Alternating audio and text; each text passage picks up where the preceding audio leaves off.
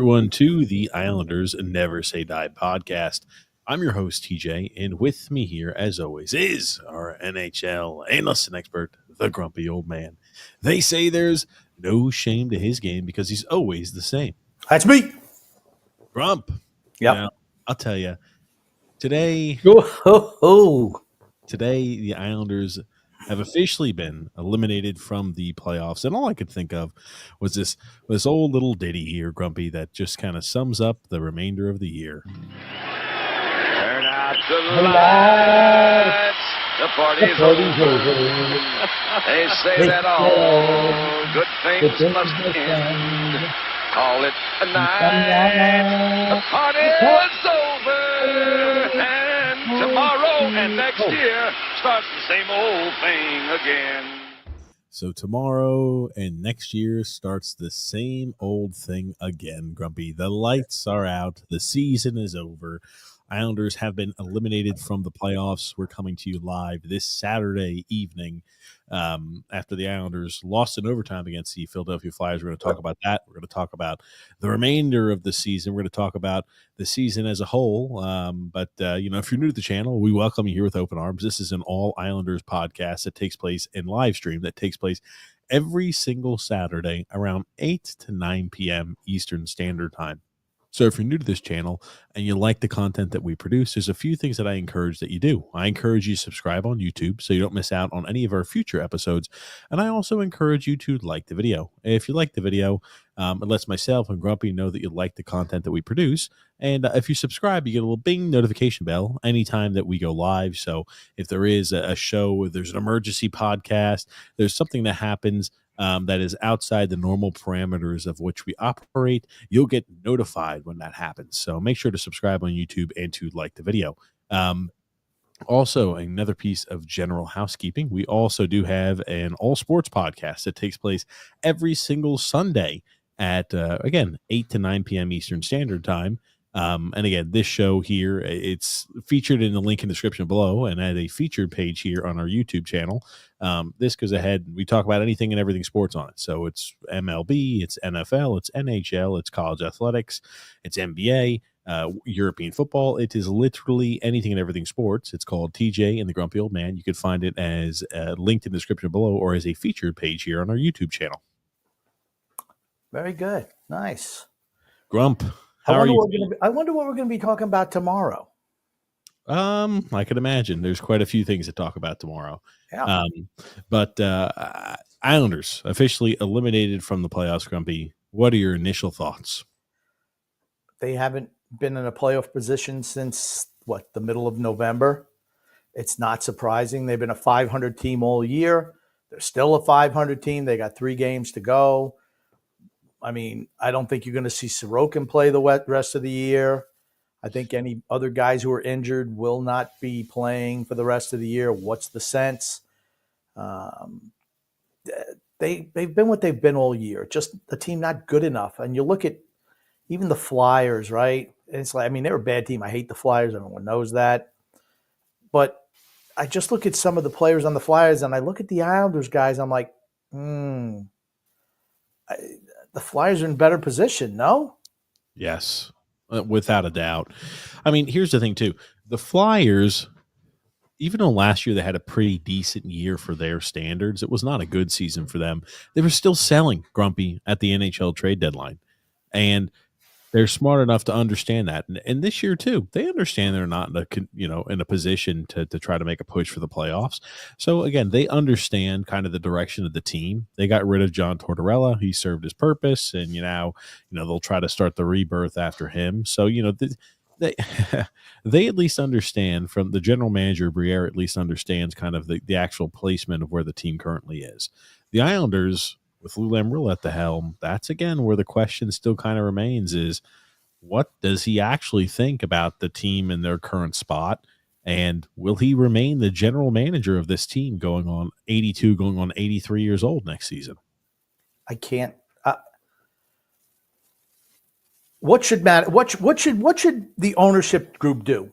Realistically, what should they do?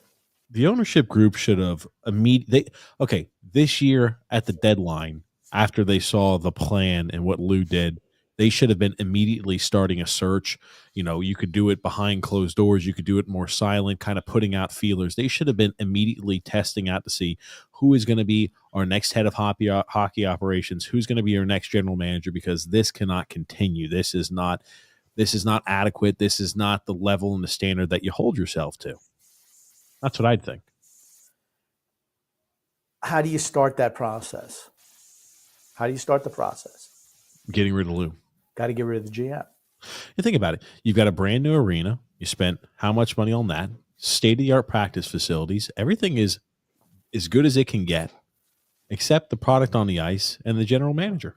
Shannon Hogan today was pushing going shopping in the Belmont complex. Oh, wow. And Thomas Hickey smiled at that.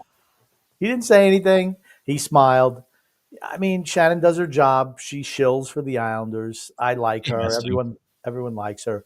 But that came from the higher ups. Hey, make sure that you pump the Belmont shopping complex. Oh, yeah, going to go shopping. There's some wonderful things. I'm like, okay. I wonder if this offseason will sell another portion of ownership here again, another lot of ownership to a new party. I don't think so. I don't think so. Okay. No. Well, my stance has always been current. I believe that this is probably more, revolving at least around the real estate on that aspect. And the other item too we were thinking about is going into this next year. If they don't fire Lou Lamoriello or change general managers this offseason, it tells you all you need to know about how legitimate this ownership group is about being competitive. I don't think legitimate, or maybe how concerned they are about it. I don't. For me, this is my favorite time of the year as a team building exercise. As an Islanders fan, it should be everyone's favorite time of the year because we don't ever do anything in the playoffs. So it's always about building for the next year. But I've always been interested in the building of teams as opposed to what they actually win. I think it's more fun where you can play amateur GM.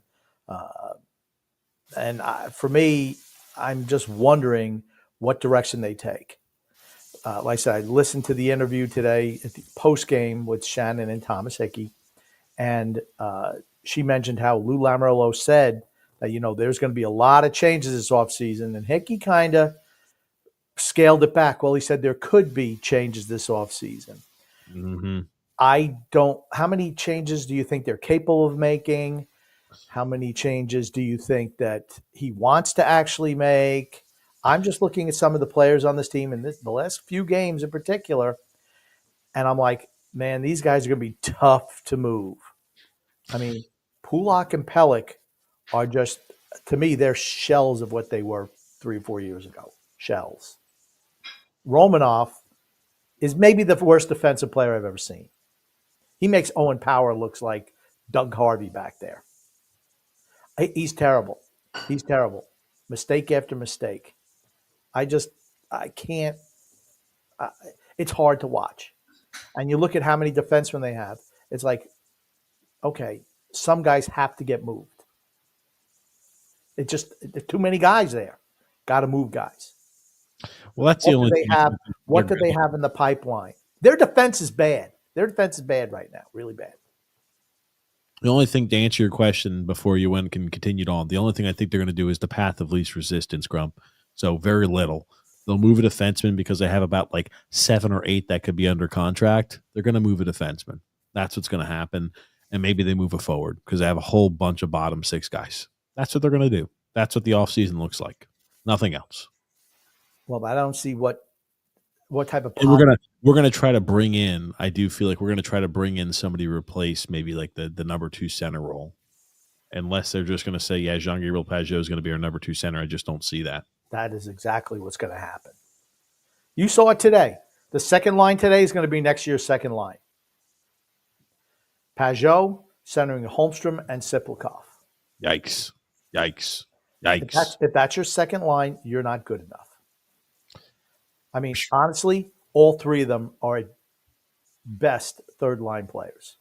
Well, I don't want to take this too much maybe down that path already because there's a long off season ahead. Because I want to kind of scale it back. I want to talk, Grumpy, about what we saw these last few games and what we expect to see here the next 3 games, right? Like, I think, well, let's start that, Grumpy. We've got 3 games remaining left in the season. What are you looking for out of these last 3 games? What I'd like to see the last 3 games, one of them is purely selfish on my part as a longtime Islander fan. I want to see Perunovich, Boqvist, Riley. I want to see those guys play. I'd rather sit Pellick and Bullock, honestly. I want to see what some of those young guys can do. Can they be part of the solution going forward? I feel Boqvist would be better off as a winger or a center and a forward as opposed to a defender. And then you can actually put him on power play as the de facto second defenseman, but he's more of an offensive player at this point in time. Perunovich, I don't think much of him, but give him a shot the rest of the year. And Riley, see if he's a guy you want to sign back to another 1-year deal. Can he perform enough to play on a 1-year deal? That's what I want to see.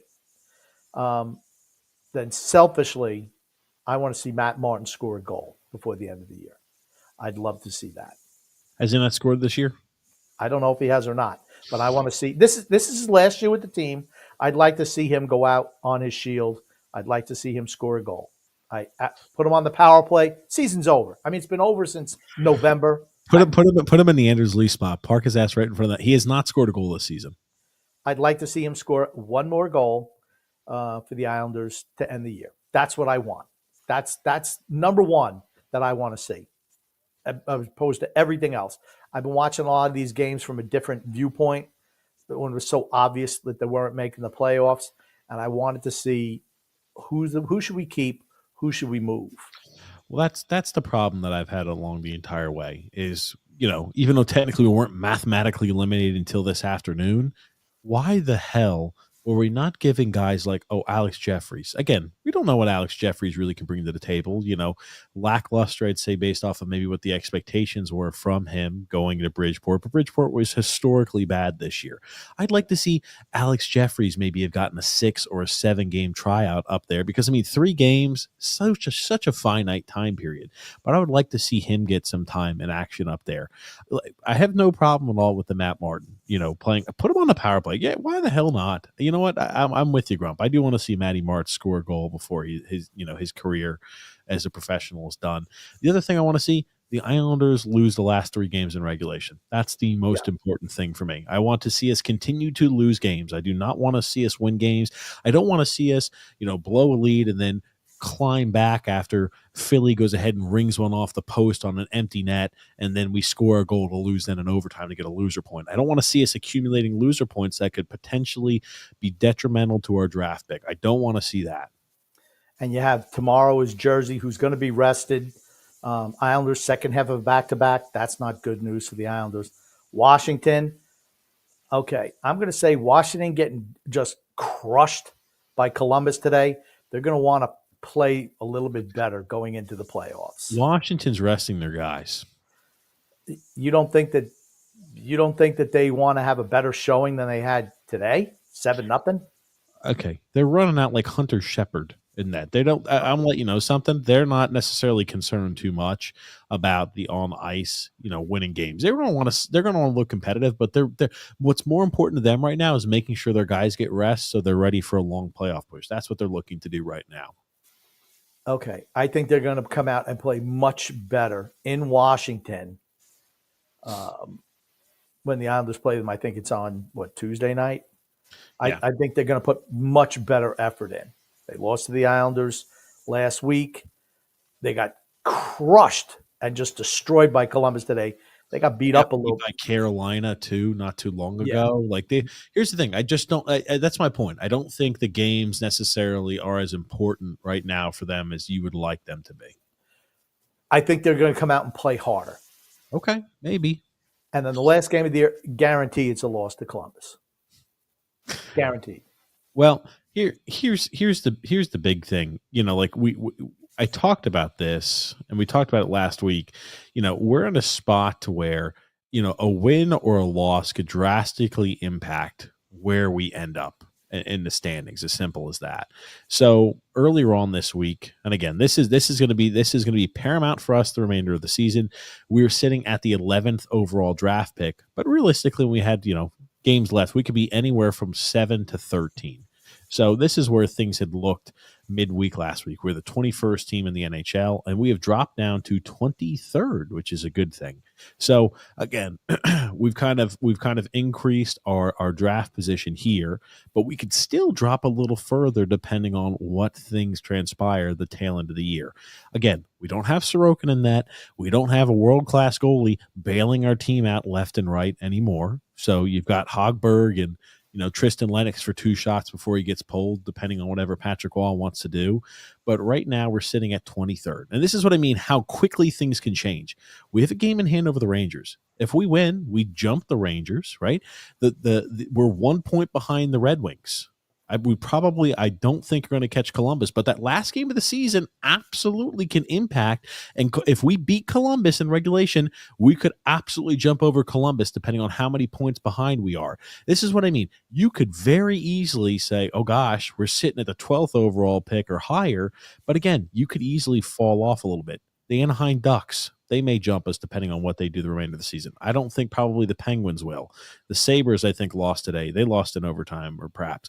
But again, depending on what happens the remainder of the season, you lose last 3 games of the year, you pretty much guarantee yourself a top 10 pick. You win a few games, you're going to be, outside looking in on that side. Yes. So have to take care of business by losing games right now, as counterintuitive as that sounds. And I just looked at I just watched that Ranger game the other day. Oof. Let's talk about that. Man, that was brutal. Tough. That's tough. I didn't even need to watch it. I stopped watching it as we were getting killed. I'm like, I turned it off. It's just like my phone just notified, bing, bing, bing, bing. It was like a pinball machine. All those goals that the Rangers scored. Did not beat the Rangers once all year. Didn't beat them once all year. Got swept by him. You're right. And that was an ugly game. It's funny because after the game, Kyle Palmieri said that the guys seemed like they didn't have any pride. And Patrick Watt took umbrage at that. He really did. He's like, I'm not going to talk about that. And then, of course, he did. He's like, you don't have pride when you have 40-something shots and, you're fighting to the end and, driving the net and selling out and trying to score. And I don't think they quit. I don't know. Here's the clip. Let's just play the clip and let it speak for itself. It's really getting out of hand. Play for the kid. It's his first game in the NHL. Why on earth? Oh, I'm sorry. This actually is going to be from the Tristan Lennox. I'm sorry. This will be. I'll share this here in a second. But yes, something interesting happened with Tristan Lennox. But yeah, I think the team. There was some lackadaisical play out there on the ice, Grump, between Pelech and Pulak. They're bad. They just no effort either. They're bad, but no effort too. I mean, come on. Okay. I'm not Is seeing it any because, hustle. okay. Well, then they need to make that determination is, okay, are these guys over the hill, which is a real problem, Yeah. or have they kind of just, all right, we're mailing it in. We don't want to get injured. I don't think that's the case, but it just seems like maybe, I mean, I think Pellick is just not the same guy. He gets turned around like a top. Again, today it happened today. His skating has significantly dropped off over the last few years. Now, Pulak seems like he might be loafing a little. Yes, he does. Pulak absolutely looks like he's loafing, and whatever. It's a tail of the year. Loaf and secure 3 losses. I'm fine with that. Loaf around. But I don't think Pellick has been dogging it. I just think that he is just kind of, I think he's on tail end. Oof. That's not good. And that's a problem because he's got 4 more years left on his deal? A lot of years still left on that contract. I mean, you need, as a GM, you need to get rid of those guys while you can still get something for them. Yeah. So it's jeez. Yeah, it's bad spot to be in. We got embarrassed. And it's funny. It's like the fans, it was like that was the breaking point for a lot of fans. Getting embarrassed. What was it? 7-0 or 7-1 or I don't even 9-2. 9-2. I'm sorry. It shows you when I stopped tuning out. I think it was 7-0 at one point. And also the Rangers scoring 4 goals on the Islanders in the first period. It's the first time they had done that against the Islanders since February of 1973, the Islanders' first year in the league, their inaugural season. That's bad. That's bad. How do you bring Patrick Waugh back? They can't. They can't. But you're going to give Lamoriello another kick at the can? Yes, they will. So you're going to have 5 coaches in 5 years or 4 coaches in 5 years? At some point in time, it's like, dude, you're picking the wrong guys. Unless ownership really wants Patrick Waugh, and they're just telling, well, nope, we're just sticking with Patrick Waugh. They're not keeping Patrick Waugh. I think we're really reading into it too much on that side. At least you are. They're not keeping Patrick Waugh. I don't see how they're doing it. I'll be honest with you. I don't dislike. I've told you before. I had a realistic, I think, viewpoint early on from Patrick Waugh. Not a good coach. Told you that. Told everybody that. Not a good coach. Understood that, though. Everybody else had really high expectations for him. He's not a good coach. I will say the things that bother me more about Patrick Waugh, it's the hypocritical nature in which he acts. This is the same guy who pitched a fit in Montreal when they let him get shelled out there, demanded a trade, now never play again, all this other bullshit. He's the same guy who'll roll out Tristan Lennox, take him off after he gives up a goal on 2 shots and yank him out. You're like, I'm sorry. He lets goalies get tattooed back there in net as well. It's just like, come on, man. I'm sorry. The same shit he used to complain about as a player, he does as a head coach. That's what kind of rubs me the wrong way about Patty Waugh. Okay, he gets a pass on that for me. He came out and he absolutely fell on his sword for that. He said that was his fault. He never should have done that to the kid. There's a difference. Okay, hold on. This is not his first fucking year as a head coach, Grump. What do you mean? This is like, oh, I'm sorry. I shouldn't have done that. Dude, how long have you been an NHL coach? How long have you been a coach in juniors? You've been a coach / GM for a better half of a decade. Sorry. No, you don't get a pass on that one for me. It's not your first time coaching. Like I said, for me, he gets a pass on that. He came out and he's like, yeah, I did him wrong. I never should have done that. And, he right in his post-game presser, he said that. Right in the post-game presser, he said that. So I don't, like I said, he says he was going to talk to the kid. He said he did that wrong. That's not how it happened in Montreal. And he just put him out there for 2 shots. One was a goal. We made 1 save. And then Hogberg comes in and gives up how many other goals too? I mean, another goal. Didn't matter. Didn't we hear from certain segments of the fan base how Hogberg is better than Sorokin? Didn't we hear that? Yeah, it's dumb fans. We heard that from a lot of dumb fans. Varlamov better than Sorokin. Hogberg better than Sorokin. Everybody's better than Sorokin. You know what? They're not. The fact is the Islanders ran Sorokin in the ground, which is why he ran out of juice at the end. Same thing happened last year. Can't play a guy. And you can say, well, that's no goalies in the past used to do that. Game was different. And these goalies are different. The up and down, the wear and tear is much more than it used to be. I'm not saying that Sorokin is Dominic Hasek or Marty Brodeur, but, how many guys are playing 68, 70 games a year anymore? A Not too many. handful. And again, think about it. He started the season coming off of a back surgery that kept him delayed to his start to the season as well. But again, Right. just to pull up what the actual numbers looked like, again, for everybody's like, oh, Varley would have made a difference. Oh, no. Hogberg, if we played him more games, would have made a difference. Okay, at the end of the year, a 905 save percentage is the best save percentage out of any goalie on this team by a By country a mile. lot. By a country mile. And it's like any goalie has played 10 or more games, which again isn't a huge sample size, but you could see goals against average for every single one of those goalies are higher. Save percentage is much lower for every one of those goalies as well. It's just simple as that. Again, it's like, honestly, it kind of reminds me of, it's like always everybody's favorite guy is the backup quarterback. Oh, throw the backup in. He's great. There's a reason the backup doesn't play, because in practice he looks like shit. And when you roll him out there in the game, it's not like all of a sudden he starts playing different. It's the same thing with the goalie play. Yes, very similar. Goaltenders and backup goalies and backup quarterbacks. They're backups for a reason. But seriously, what I hope this establishes, I don't think Hogberg's a bad goalie. He's not a good goalie. He's maybe like an average, he's an average backup is what Hogberg is. Guess what? Varley, he's not a good goalie anymore. He didn't play much this year, but he's not a good goalie anymore. He's not a bad goalie. He's an average backup at this point, at the age of 37 years old, or however old he is. Guess what? I hope you get to see over these last 3 games what it's like when you have some average goaltending in that. I hope you get to look at it with, again, nobody's going to look at it unbiasedly, because if you dislike Sorokin, you're built in that camp. It doesn't matter if he wins a Vezina, you're going to still dislike him in his contract and find a way to ridicule him. Doesn't matter if you're pro Sorokin, doesn't matter if he's miserable for years and years, you're still going to like him. So I understand the camps are divided. We're more on the pro Sorokin camp. We understand that. But I hope these last 3 games allow people to realize what it would be like if the Islanders had an average goalie in that. Because I'm telling you, we would be a bottom 5, bottom 10 team guaranteed in the NHL year in and year out without Sorokin in that. It's just that simple. I just find it funny that the people who rip on Sorokin also rip on Dobson, Barzell. It's interesting. The best players on the team are the players that the fans think are the worst. They're not by a country mile. A lot of country miles today, Grumpy. Noah Dobson. Really good game today. Really solid defensively again. He's playing with Mayfield now, and then he scores. And he had a nice assist, a beautiful assist to Lee, and then a nice goal. Yeah, I mean, I don't know what else he can do, honestly. And the pairing of Romanoff and D'Angelo was a disaster defensively. They're terrible. I think it was the second goal. I don't know if it was the second or third. It might be the third goal for Philly today. I don't know what the hell Romanoff's doing.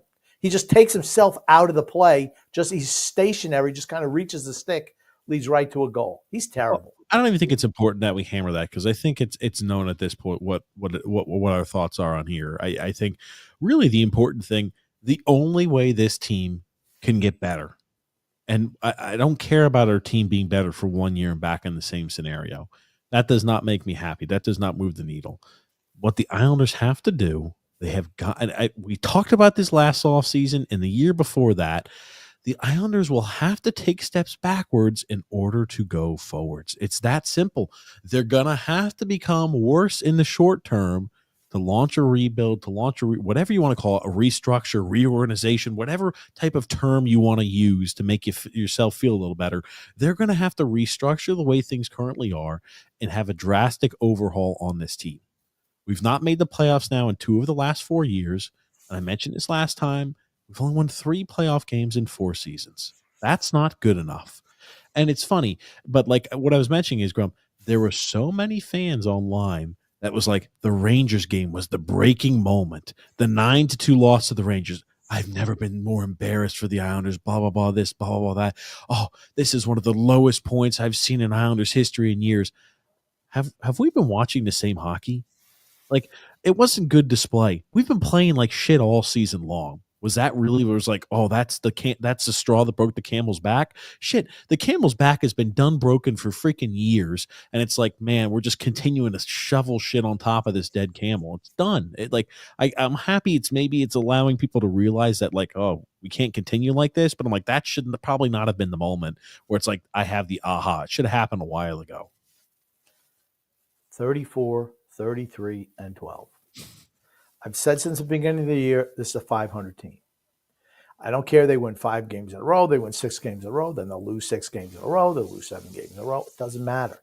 At the end of the day, they're a 500 team. It's what they've been all year long.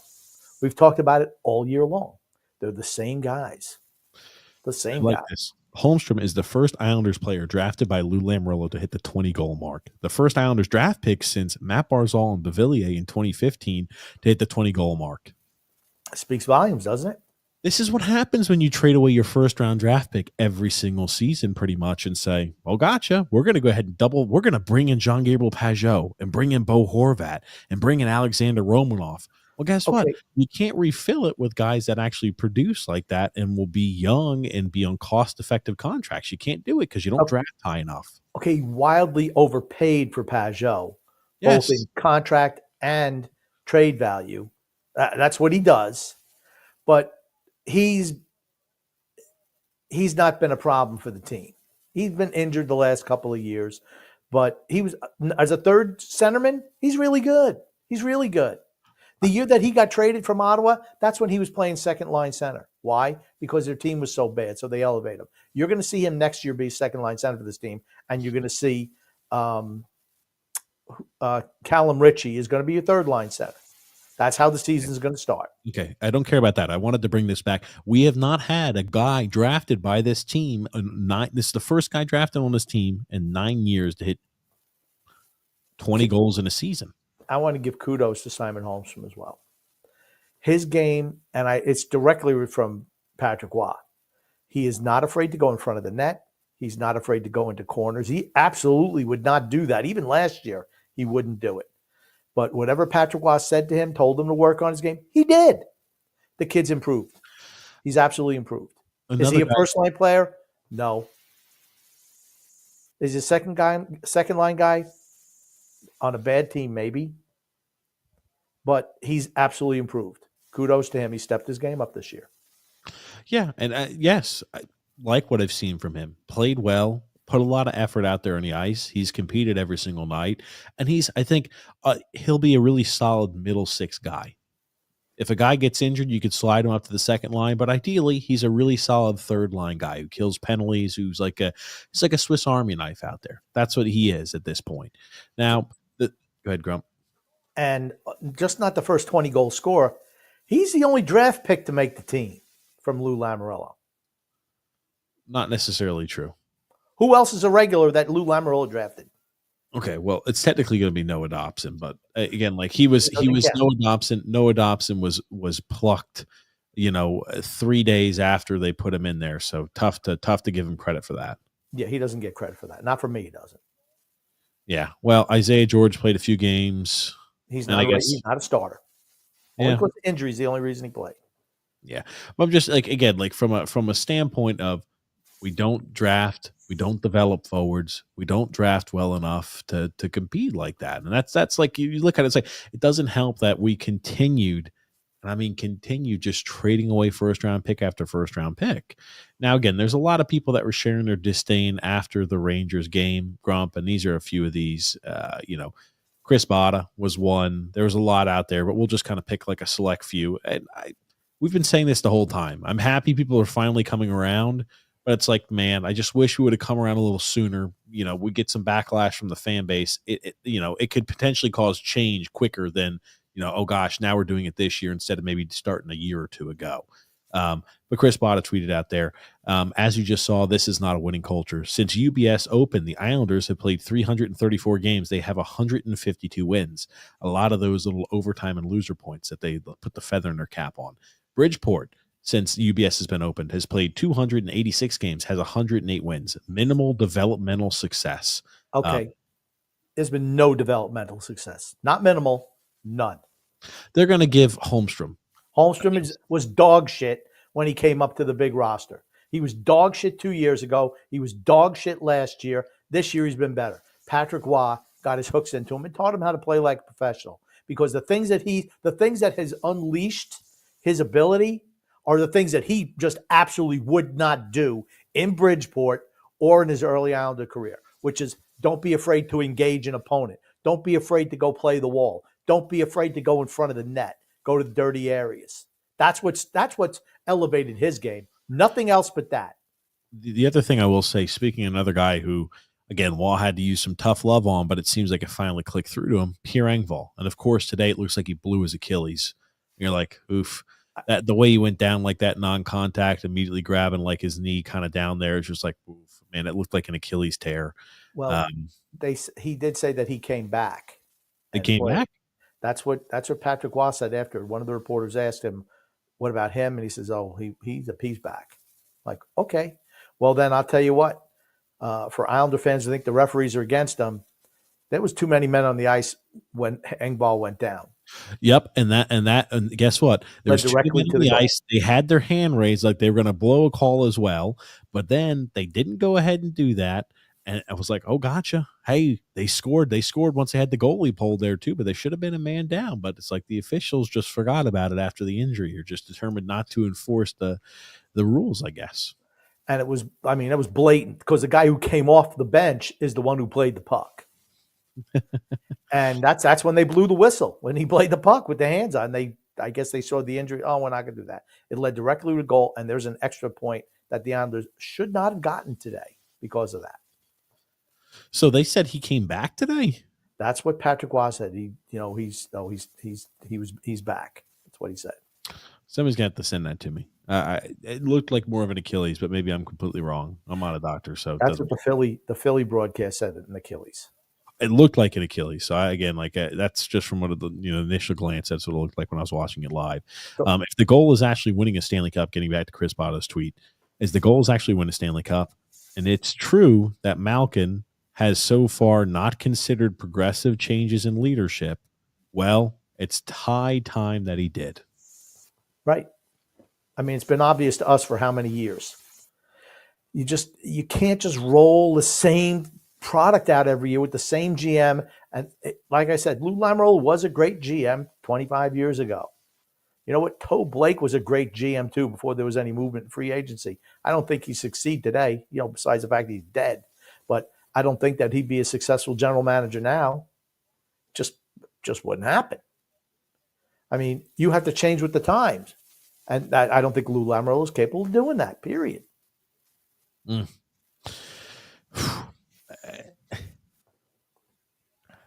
But like I said, honestly, again, this team has not been a playoff position since the middle of November.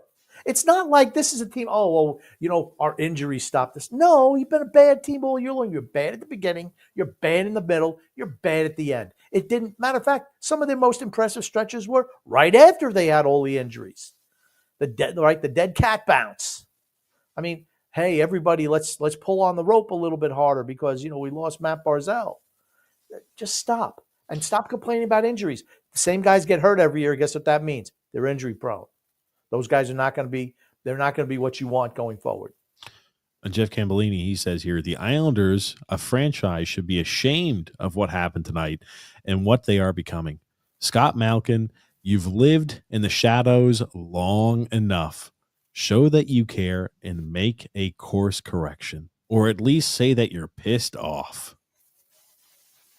We're never going to hear from him. We've never heard from him. And we never will. He'll send Ledecky out there. He'll make some innocuous statement about, we believe in the direction of this team, and he knows what he's doing. He's won 8 Stanley Cups, whatever bullshit he's going to throw out there. He can never get the right number of cups. Well, and Lou we trust. Lou Lamoriello, people really quickly forget that Lou Lamoriello won the GM of the Year twice in a row. And he has won 4 Stanley Cups. 3. If I could bet on one person to bring another Stanley Cup to Long Island, it's Lou Lamoriello. He has a plan, he has a strategy, and he keeps his cards very close to his vest, which is really important when you're trying to build a Stanley Cup winner. Can I just say one thing? I don't want him using the DraftKings app, because whatever whatever fortune he's amassed, if he starts betting on things like Lou Lamoriello turning this team around, he's going to be broke by next week. Oh, dude. I'm happy that somebody reposted that because I'm like, man, back through yesteryear, right? That was after I think the first time we missed the playoffs, and people are like, oh, we missed the playoffs by how many points? Oh man, we're a little worried. Oh no, we fully believe in him. I just wonder what their viewpoint is going to be on him now. That's the real question, right? It's the fish rots from the head, and if Lou's kept in charge, you cannot convince me that ownership cares about being a competitive squad. You can't convince me that. Or they don't care about winning a Stanley Cup. They care about being as competitive as possible to put fannies in the seat, but they do not care about winning a Stanley Cup. And that's really the ultimate goal. I can tell you what's going to definitely happen this offseason. You're not going to see Ledecky doing any of these charitable organization things because he doesn't want to get ambushed by another question like that. I haven't seen him riding the Long Island Railroad anytime soon. So, there's a lot of movement that has to be made this offseason. The team is in shambles.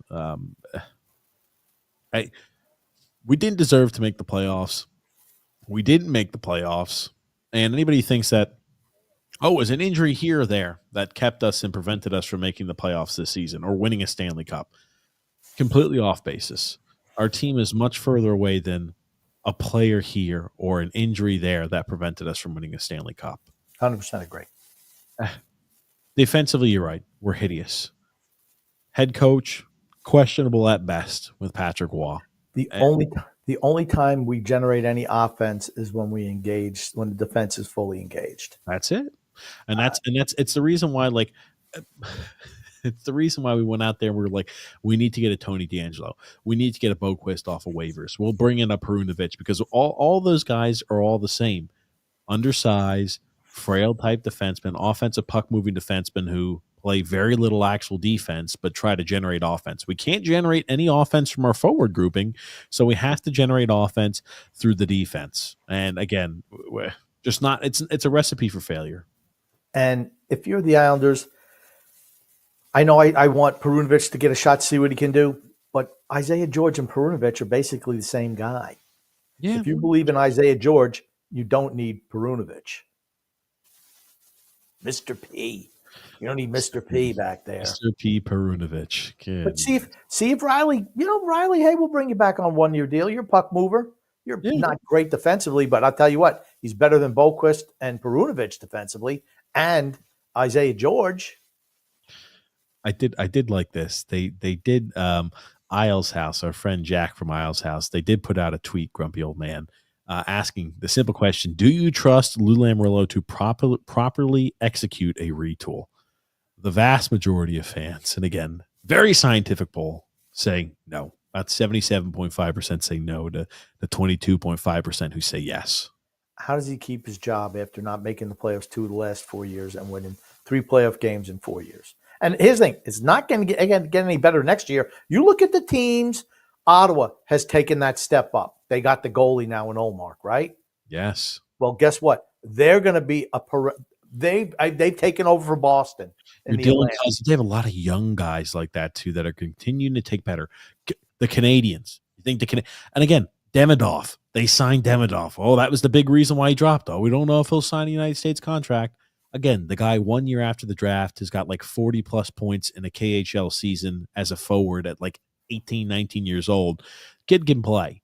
It's like, oh yeah, Canadians are going to be pretty tough out going forward. They're a pretty solid squad. And here's the thing: the Devils aren't going anywhere in the playoffs, and they've stumbled down the stretch. Jack Hughes been out. Been out and for how long? So is Dougie Hamilton. I mean, but again, that's a team that Jack Hughes now is injury prone. He's injury prone, in my opinion. Shoulders. Yep. Yeah. Same one, always and over again. Just same shoulder. I mean, no, I hate to tell you, but they're better than you. And Columbus is better than you. If Columbus had a team really to watch out for is Columbus, because they're going to take another step forward probably next year. Columbus needs to get a goaltender. They need a goaltender. Werenski has taken that step into an elite defenseman this year. You got Fantilli. You have Marchenko. Kent Johnson is great. Cole Sillinger is still solid. There's so many good young players on that squad. They've all passed Cole Sillinger. If Cole Sillinger was on the Islanders, you'd hit. Oh, he's great. He's a great young player. He's like number 5 on that team of young players. Veronic is another guy playing on the first line. Really, really good. And they're young. They need a goaltender. They can use some veteran defenseman help, and they need a goaltender. That's what they need.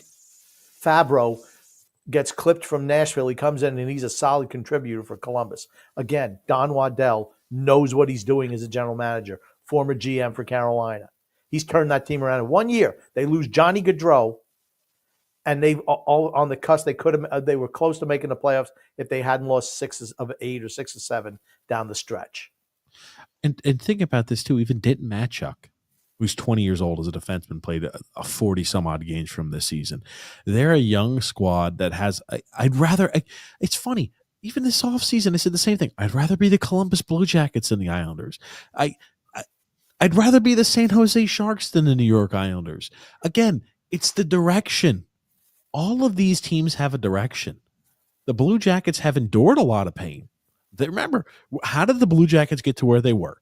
They had that big push the 1 year they wanted to try to keep Matt Duchene, who was on an expiring deal. They wanted to try to say, we're going to go. Yeah, and Bobrovsky was on an expiring deal. We want to try to make a push. So what did they do? They added a whole bunch of players at the deadline. They had a whole bunch of players who they weren't able to sign back, who left at the end. They beat the Tampa Bay Lightning, who were the Norris Trophy winners that season. It was like, oh, man, Tampa got beaten, however many games it was. And it was like, he swept them. Yes. It was like, does Tampa need to rebuild? Tampa this, Tampa that. Oh, gosh, we're worried about it. They did everything they could, and they got knocked out in the second round of the playoffs. The team completely bottomed out. They had multiple years of hideous play upon hideous play. They used multiple draft picks to build up their team, to build up the talent base. And what are they doing now? They're a team that where next year they can maybe take a step forward and make a postseason. Like if you told me, okay, 2025, 2026, the Columbus Blue Jackets make the postseason, I would not say, oh, you're crazy. I'd say, yeah, I could definitely see it. Columbus is better than the Islanders now. Yes. No doubt about it. Yeah. I mean, at some point, and how long did their rebuild take? 5 years? 5 years? I don't know, because they traded away a lot of draft picks along the way, too. They had many years where they didn't have a first-round pick, so tough to say. I don't know exactly when the rebuild started for them. Okay, it was after they lost all those guys. I don't remember when they left. Was it 2016? I think it was 2018. Whenever it was, yeah, because I remember they drafted third overall. They got Pierre-Luc Dubois in the 2016 draft. Yeah. Anyway, long story short, they were able to – they had multiple top 5 picks. They hit on their guys. That's simple. And they identified not everybody you're going to hit on. But guess what? When you've got 3 or 4 top 5 picks and you hit on 3 of those 4, you know what? You're going to be in really good shape. And for us, can Cole Eiserman play? Seems like his second half, he's kind of cooled off a little bit. I know they're playing in the championship game tonight. I'm DVRing that. I forgot the first 2 periods, and Boston University is going to lose. Western Michigan is going to be the champions. But I want to see how Cole Eiserman looks. I missed the first 2 periods. I can't speak intelligently on him because I haven't seen him play. So I'll be interested to see how he played in the third period, to see if he's playing on the first line, if he's got any jump, whatever. But, is he going to pan out? We hope so. We don't know. Is Callum Ritchie going to pan out? We think so, but we don't know. Danny Nelson, he's going to be bottom 6 guy. I mean, stop trying to elevate guys for what they're not. Okay, they're not top line players, most of them. They're going to have to get lucky. Their scouting staff is going to have to start hitting on some lower level players. They got to stop drafting overagers because overagers just kind of are what they are. They might have a breakout season when they're 20 playing against, 17, 18-year-olds.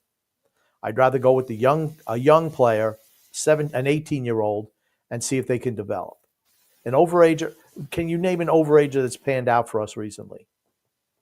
I mean, Maggio, DeFore. They're going to say the Polkanen kid may pan out. Oh, he may pan out. May, but he hasn't. He hasn't yet. I'm saying who has? I can't even tell you. It's been forever. Certainly nobody that Lamoriello's brought in, that's for certain. It's been here 6 years. Going to be his 7th year next year. 7 years. 4 years. The last 4 years have been abject failure. Sorry. Oof. let's do this here because I want to start getting in some comments. I want to start diving into a few different subjects. Today, we've got our sponsor, DraftKings.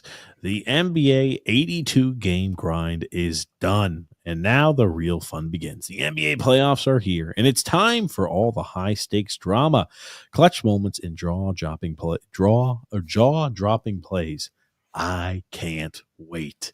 If you're looking to make the playoffs even more exciting, DraftKings Sportsbook has you covered as an official sports betting partner of the NBA. Try placing a bet on your favorite player's performance. Will they drop 30, 40, or more? It's your call. Here's something special for first timers. New DraftKings customers can bet $5 to get $200 in bonus bets instantly.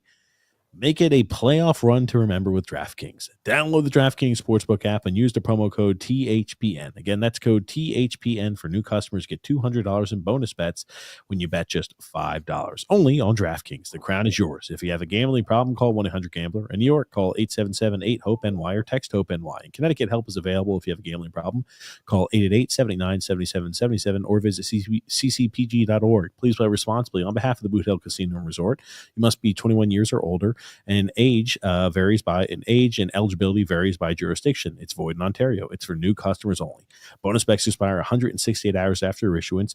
For additional terms or responsible gaming resources, see dkng.com/audio. Nice job, TJ. Oh yeah, got ourselves a little NBA ad read, Grump. But the team is just directionless at this point. Now again, what would be a successful offseason for us? We talked about, the remainder of the year, we want Matty Martz to score a goal. That's just that's a personal thing that'll make us happy. And then if the Islanders lose the last 3 games, that'll make me happy as well. Again, because you never know the difference between drafting 9th or drafting 10th and maybe drafting 7th or 8th. Could be definitely a big difference in that. No need to try to go ahead and put on a heroic performance and have, mount comebacks and, play lights out or anything like that. Play like your normal shitty selves, like you've been playing all season, and make sure you don't win the last 3 games and it bumps you from, hey, we're drafting number 10 and now we're drafting 12th. You know what I mean? Because there's a big difference between, 10 and 12 and 8 and 10. So, just continue to lose the games. Supposedly this draft is like 5 players. The top 5 players are really good. And after that, from like 6 to 20, it could be, anybody. It's supposedly like a 4 or 5 player draft this year. Well, that's fine. But you know what? It's finding those, because there's going to be more than 4 or 5 contributors out of this draft. It's identifying those guys. Is the Islanders scouting staff able to do that? They haven't shown me that they could. No, it's just like, anyway, the biggest thing for this is going to be, if we see Lou still at the helm, what do we just do? The next season, we just throw up the tent and say, okay, gotcha, I don't even need to worry about watching again? To me, how many more years as Islander fans can we continue to be dejected to that? Or subjected to that? I don't know. I mean, I think most of the fan base, the majority of the fan base is unhappy with them now. They've seen it's this. You just can't repeat year after year. We believe in this core. We believe in this core. It's the same thing. They just wait. Because remember how many fans were upset after last season, after our first round exit, we were won 1 game. Fans were upset about that one too, thinking we can maybe make a playoff run. They were upset. But you know what it did? They just waited. They lie low. They let baseball season take over in the summer, and then they let the NFL take over. And it's like, oh, great. Hey, we're optimistic about the Islanders again, because they forget. The fans forget. Most casual fans just forget. Islanders need to move players off the roster. Well, no, but my thing is this, like, if they just keep Lou here, I mean, what's the route then at that point? What are we going to do? We're just going to be, it's a foregone conclusion again that we're going to be subjected to more misery. Maybe he's going to sign more Anthony Duclairs. I mean, what else is he possibly going to do? No one wants to come play for this team. No one wants to believe in the archaic, you can't have a beard, you got to keep your hair short. And I'm not saying that it's wrong, but you just have to alter how you think. It's not 1980 or 1990 anymore. It's 2025. Players are dramatically different than they were 20 years ago. 30 years, they just are. I mean, I'm not saying that they should be different, but they are. And until you're willing to embrace that and just say, okay, you know what? We're going to start changing the way we feel. The Yankees the same way, right? Yeah. This year they relax the policy. I don't think it matters for the Yankees because they're still good every year and they spend money. They try to win. But they're relaxing that policy where maybe some player just said, you know what? I don't want to put up with all the bull crap from the old man. And I'm not putting him down because from everything you hear from Lou Lamoriello, stand-up guy, loyal to a fault, and everyone likes him. Okay. You know how I'm going to like you, Lou Lamoriello? Retire. Because you're not winning a cup here with this team. And for all the things that you did in Jersey, it didn't work in Toronto, and it didn't work at the end in Jersey for certain, and it didn't work in Toronto, and it hasn't worked here. The game has passed him by a little bit. I'm not saying hockey knowledge. I'm just saying his ability to build a team. Just can't scroll down the Rolodex anymore. Lou is not. He doesn't have any sort of ingenuity to him. He doesn't have any sort of creativity to him. He's a very path of least resistance guy. He's always been like that. Think about what he did with the Devils, right? It's not like his trades were phenomenal. He brought over the guys from Russia. Thank you very much. That's what he did. I mean, I remember Zelapukin, Fetisov, and Kasatonov. He brought those guys over. He did the legwork to get those guys over there, but there was no competition for those guys.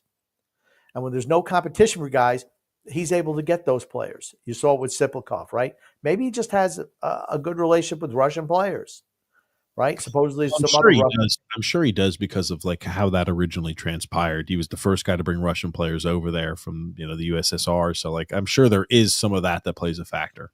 And it carries some weight, right? With those, oh yeah, hey, Lou Lamoriello he's the one who started the Russian players going over there. Well, okay, fantastic. But is that the direction you want to go? I mean, I don't think he's capable of making a hockey trade and winning anymore. I thought he did okay with the Brock Nelson haul. I do. Yeah, I think so too. First round pick, and I'm glad it's next year's first round pick as opposed to this year's. I'm glad he got the Richie kid. No problem. He wasn't signing back. The fact is that you didn't move Palmieri. The fact is that you re-signed Varlamov and you re-signed Mayfield. You didn't sell off Parise the same year. Those are mistakes. Those are lazy moves. I cannot fathom that he really thought that team was a Stanley Cup contender when he re-signed those guys and would not move them when they were UFAs, pending UFAs. I cannot even fathom it, honestly. The one year when we didn't make the playoffs, we were out by 16 points, he didn't move anybody at that deadline. Why not? I believe in the core. Well, dude, I've said it. If I've said it once, I've said it 10,000 times on the show. This team has never won anything under Lou Lamoriello. They've never won a division. They've never won a conference. They've never won a cup. They've won a couple of playoff series in COVID years. The Islanders were best when it was COVID. That's when they were at their best. Yep. And for the last 4 years, you don't make the playoffs. Shortened seasons. And again, the pinnacle of the coaches that we're going to have was Barry Trotz. I don't see us pulling a better coach than him anytime soon. I just don't see that being the case. Yeah, no. And again, Trotz had his issues, just like all coaches have their issues. But, it was it.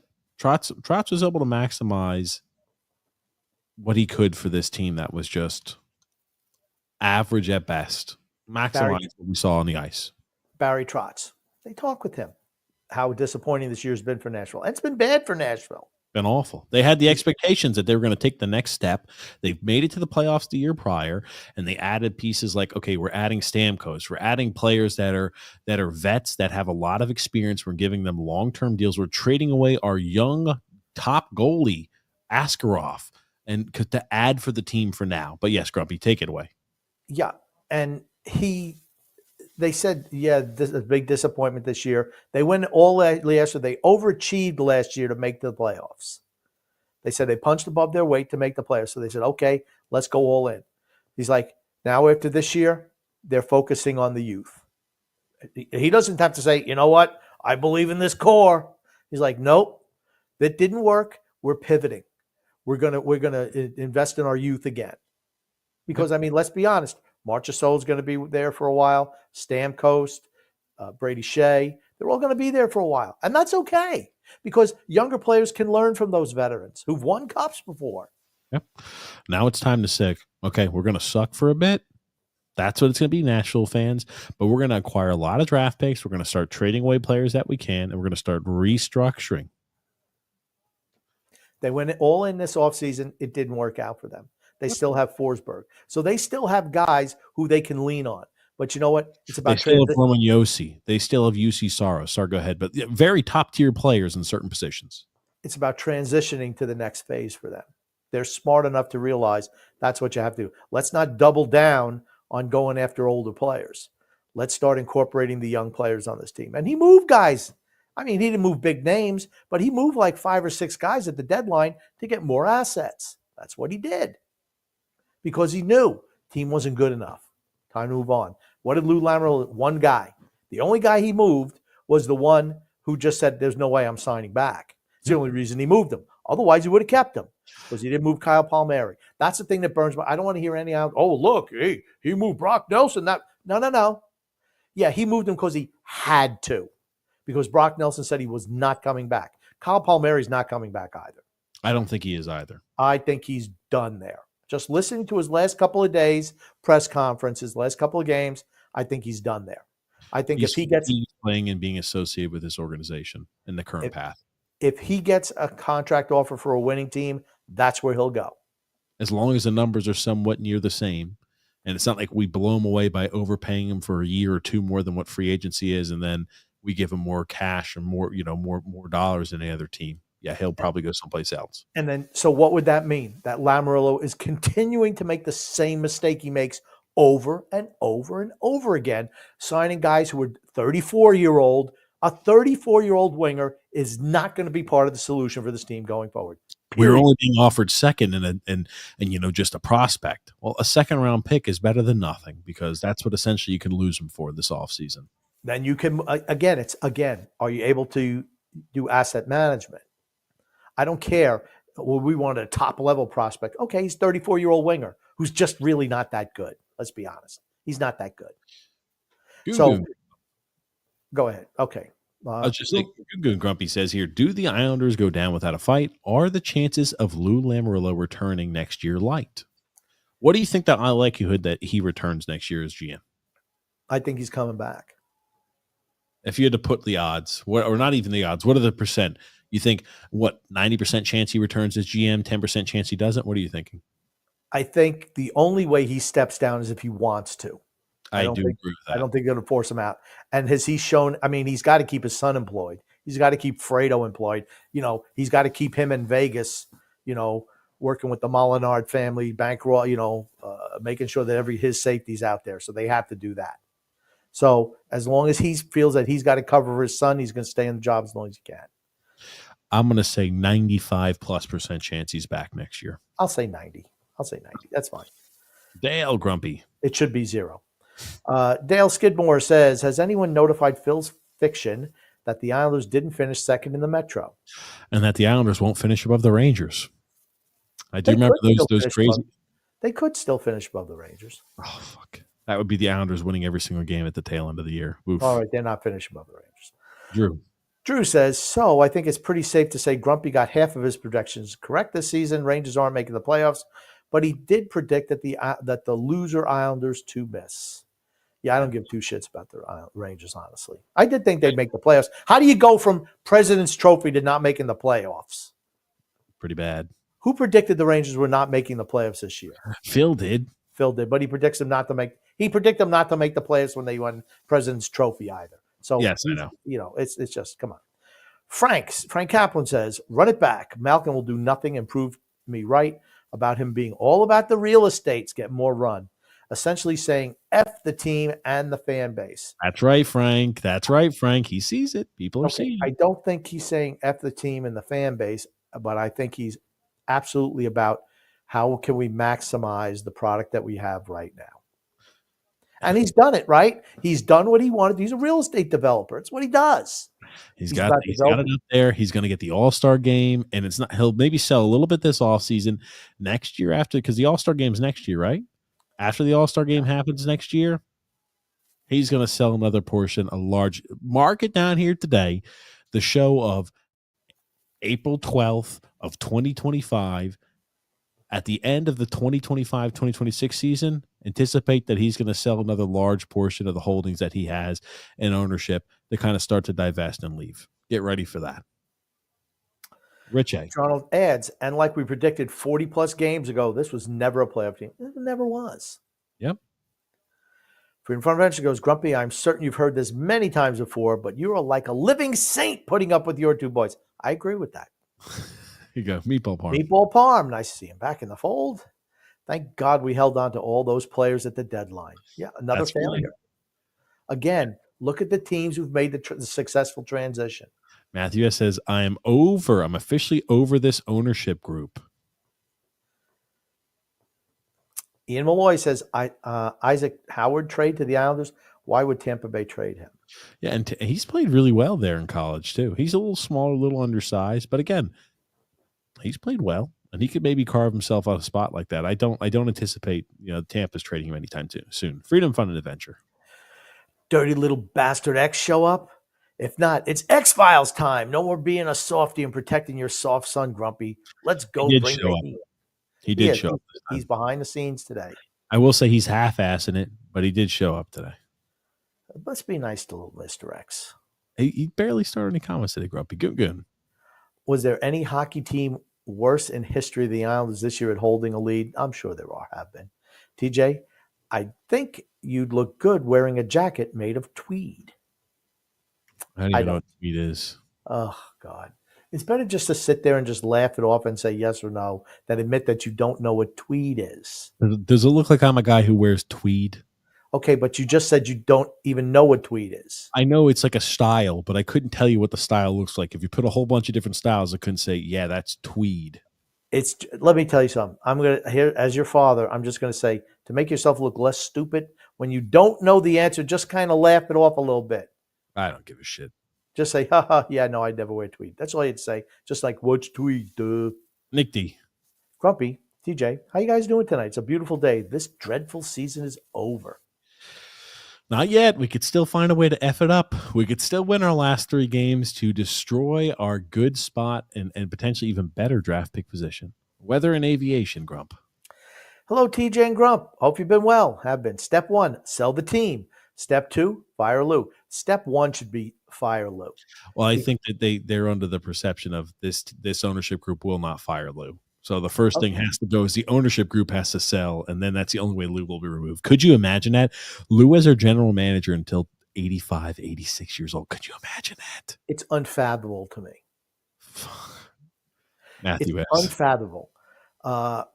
There's only one move. There's only one move to make. Problem is ownership doesn't have the balls to do it. Yeah. That's very possible. Rick Roma says, looking back, who would have paid Sorokin? Would you have paid Sorokin, or would you have traded him like I thought they should have done? I'm not saying it's all his fault, but he did not have a good year. 7 years left on the deal. Again, go ahead, TJ. I'll let you comment first. Okay, here's the thing. If the Islanders were to say we're going to rebuild and would have sold all assets, I'd have been fine. Sell Sorokin. Don't trade for Bo Horvat. Sell away every single asset and start a rebuild. Fine with it. But here's the thing. Sorokin absolutely is the answer in that. He absolutely is a talented player in that. Simple as that. He's the most talented goalie this Islander franchise has ever had. He is. Look at his numbers. They don't lie. He's the most talented goalie, and he'll be the most talented goalie over the longevity of his career for the Islanders that will have ever had in the 50-year existence of this franchise.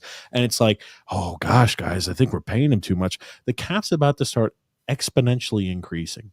$8.5 million contract. And again, we're not going to be a good team when Sorokin's still here. We're not. Or if we are, it's going to be when he's like 35, 36 years old. He's going to be at the tail end. He's going to be at the tail end if we finally do turn it around. So like from that perspective, if we would have sold him, if it would have allowed us to start a rebuild earlier, go ahead, be my guest. That's the big thing. I don't care what has to be sacrificed in order to start the rebuild and the restructuring of the organization. But if you're just like, oh, hey, we just sold Sorokin as a one-off and then still tried to compete, that wasn't going to be the answer. Again, if you're looking to move guys off this team going forward, Sorokin's not the guy you want to move. Dobson's not the guy you want to move. Matty B, Horvat. Those are not the guys you want to move. You want to try to move your Pulaks, your Pelliks, your Mayfields. Your Romanoff? Romanoff blows. I don't think he's got any value. You're not moving Holmstrom. You think we can get a 13th overall pick for Romanoff this year if we try to trade him? No. What? You don't think we can get a 13th overall pick for Alexander Romanoff anymore? Yeah, no. That's what we gave up for him. You don't think we can get the same amount for him? Has he gone down in value, Grumpy? It was he never had the value. Only Lou overpaid for him. But, the guys you're looking to move, Anders Lee, J.G. Pajot, these are the guys you're looking to move.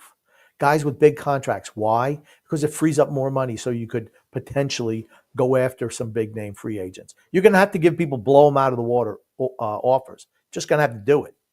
You want anybody to come here, you can't say, well, we're going to lowball these guys. No one's going there. Or else you're going to get stuck with the Anthony Duclairs, the Pierre Engvalls. Anthony Duclair, how do you bring him back? You got 9 defensemen, not even including George in the minors, on Bolduc. I guess they've given up on him. Yeah. Is Isaiah George going to be part of the future? You got 9 guys who are NHL defensemen, NHL level defensemen. 9 guys. You cannot go into camp with 9 NHL level defenseman. You can't do it. Got to move guys. All righty, here. Grumpy, next comment we got. Drew says, maybe it's just me, or does it seem like the men just don't give a crap about the shopping area don't give a shit about the shopping area on the new arena and just want to see a good hockey team? My assessment isn't wrong. I don't think the men care less. Yeah, they could care less. They don't care about that. They just want to see. Okay, most people who enjoy the Islanders can give 2 shits about what the shopping arena is like and the ambiance. They just want to see the product on the ice and us win games. That's it. Shit, like it could be unenjoyable to watch them play. We could be a bad team to watch. It's like, oh, we're barely holding on every game, like it was during the Trotz era, but we're winning games. That's one of the recipes you need. Ian Malloy says here, any draft prospects you guys want to target? I haven't even started looking because there's a big difference between if we're drafting 12th or drafting 9th or 8th. So I'm going to wait until we kind of know where maybe we're going to be before the draft lottery. I'll start doing the research at the end of the year once all 82 games have been played and we kind of know what area we're going to be picking in. You realize the season is over for us on Thursday. Yes. Yep. So next week, I'll start doing some research at the tail end of next week. Freedom Fund Adventure. Lou can't stay in any position. Same with Fredo. Lou had offers for Lee, Mayfield, other defensemen, Palmieri, Pajot at least, contracts and draft picks. What a dream we could be in. New players, picks can fix the cap. Absolutely. The biggest problem is the cap. You want to have as much money as possible so you can maybe give a restricted free agent a poison pill deal to somebody else. He says he doesn't give a shit about first-round draft picks. Said it this year. Said it. First-round draft picks. Rebuild? That's 10 years. Well, maybe for you it is, but for other GMs, it's not. It's not 10 years. You should be able to turn over your team in 2 or 3. Nick D said here, I think the owner should clean house from Lou all the way down, including every scout. Well, they can't do that. They can't do that right now, but going forward, I'm fine with that. You got to stick with the scouts you already have to hopefully get everything done you need to for the actual draft.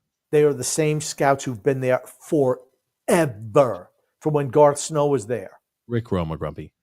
Cole Eiserman scored tonight, but he was out of position on the power play, and he tried to go 1-on-3 on the same power play and turned it over. We sold on Eiserman. I don't, and I guess that's probably one of the first. You said, are we sold on Eiserman? Not right. We sell him. So I have not. I haven't really watched him play much. It's going to be interesting to see what he looks like in camp, or they don't go to camp. Shit. So never mind. They won't be at prospect camp because he's in college. Let's be honest. He's a minimum of 2 years away. Yes. Yep. Drew says, Hey, Lou did say we're going to get younger. His version of getting younger is signing future 4th-line Jags named Glenn. Gleb. Probably Gleb. Yep. Freedom Fund Adventure says here, look stupid and lying. Lou Lamoriello makes claims after every deadline and at the end of the year only to keep his job. Then he does next to nothing. That's my whole thing. I don't think he's doing anything. I think, we got Callum Ritchie. We're going to get these guys back. We got Callum Ritchie. Maybe he'll move a defenseman or two, move a couple of the deck chairs on the Titanic. It doesn't matter. That team's not good enough. No one is going to Belmont Village due to the product sucking. It's going to be a bust since it's much easier and cheaper to shop online. Malcolm thinks it's 1989 when malls were big. Well, I was about to say, how many people legitimately go shopping at the mall? If I go to the mall, it's like Christmas time, and I'm going there maybe to find something I haven't even run across from. Like, oh, that's convenient. I can pick it up, and I think it works well for a gift for A, B, or C. Or maybe it's because you're a little bit late getting your presents and you have to get something that can't be shipped overnight. That too, maybe. For weather and aviation. Gentlemen, I'll bet you Barzell next season will be a non-factor after his latest injury. I do not see our franchise career player being close to what he was before going down. He's how many years have been injured now? A lot of years. No, it's been like 2 years. Two of the last three. 2 of the last 3. Okay, yeah. Whatever, he had the shoulder or the wrist thing this year, and then he shattered his kneecap taking a slap shot to the knee.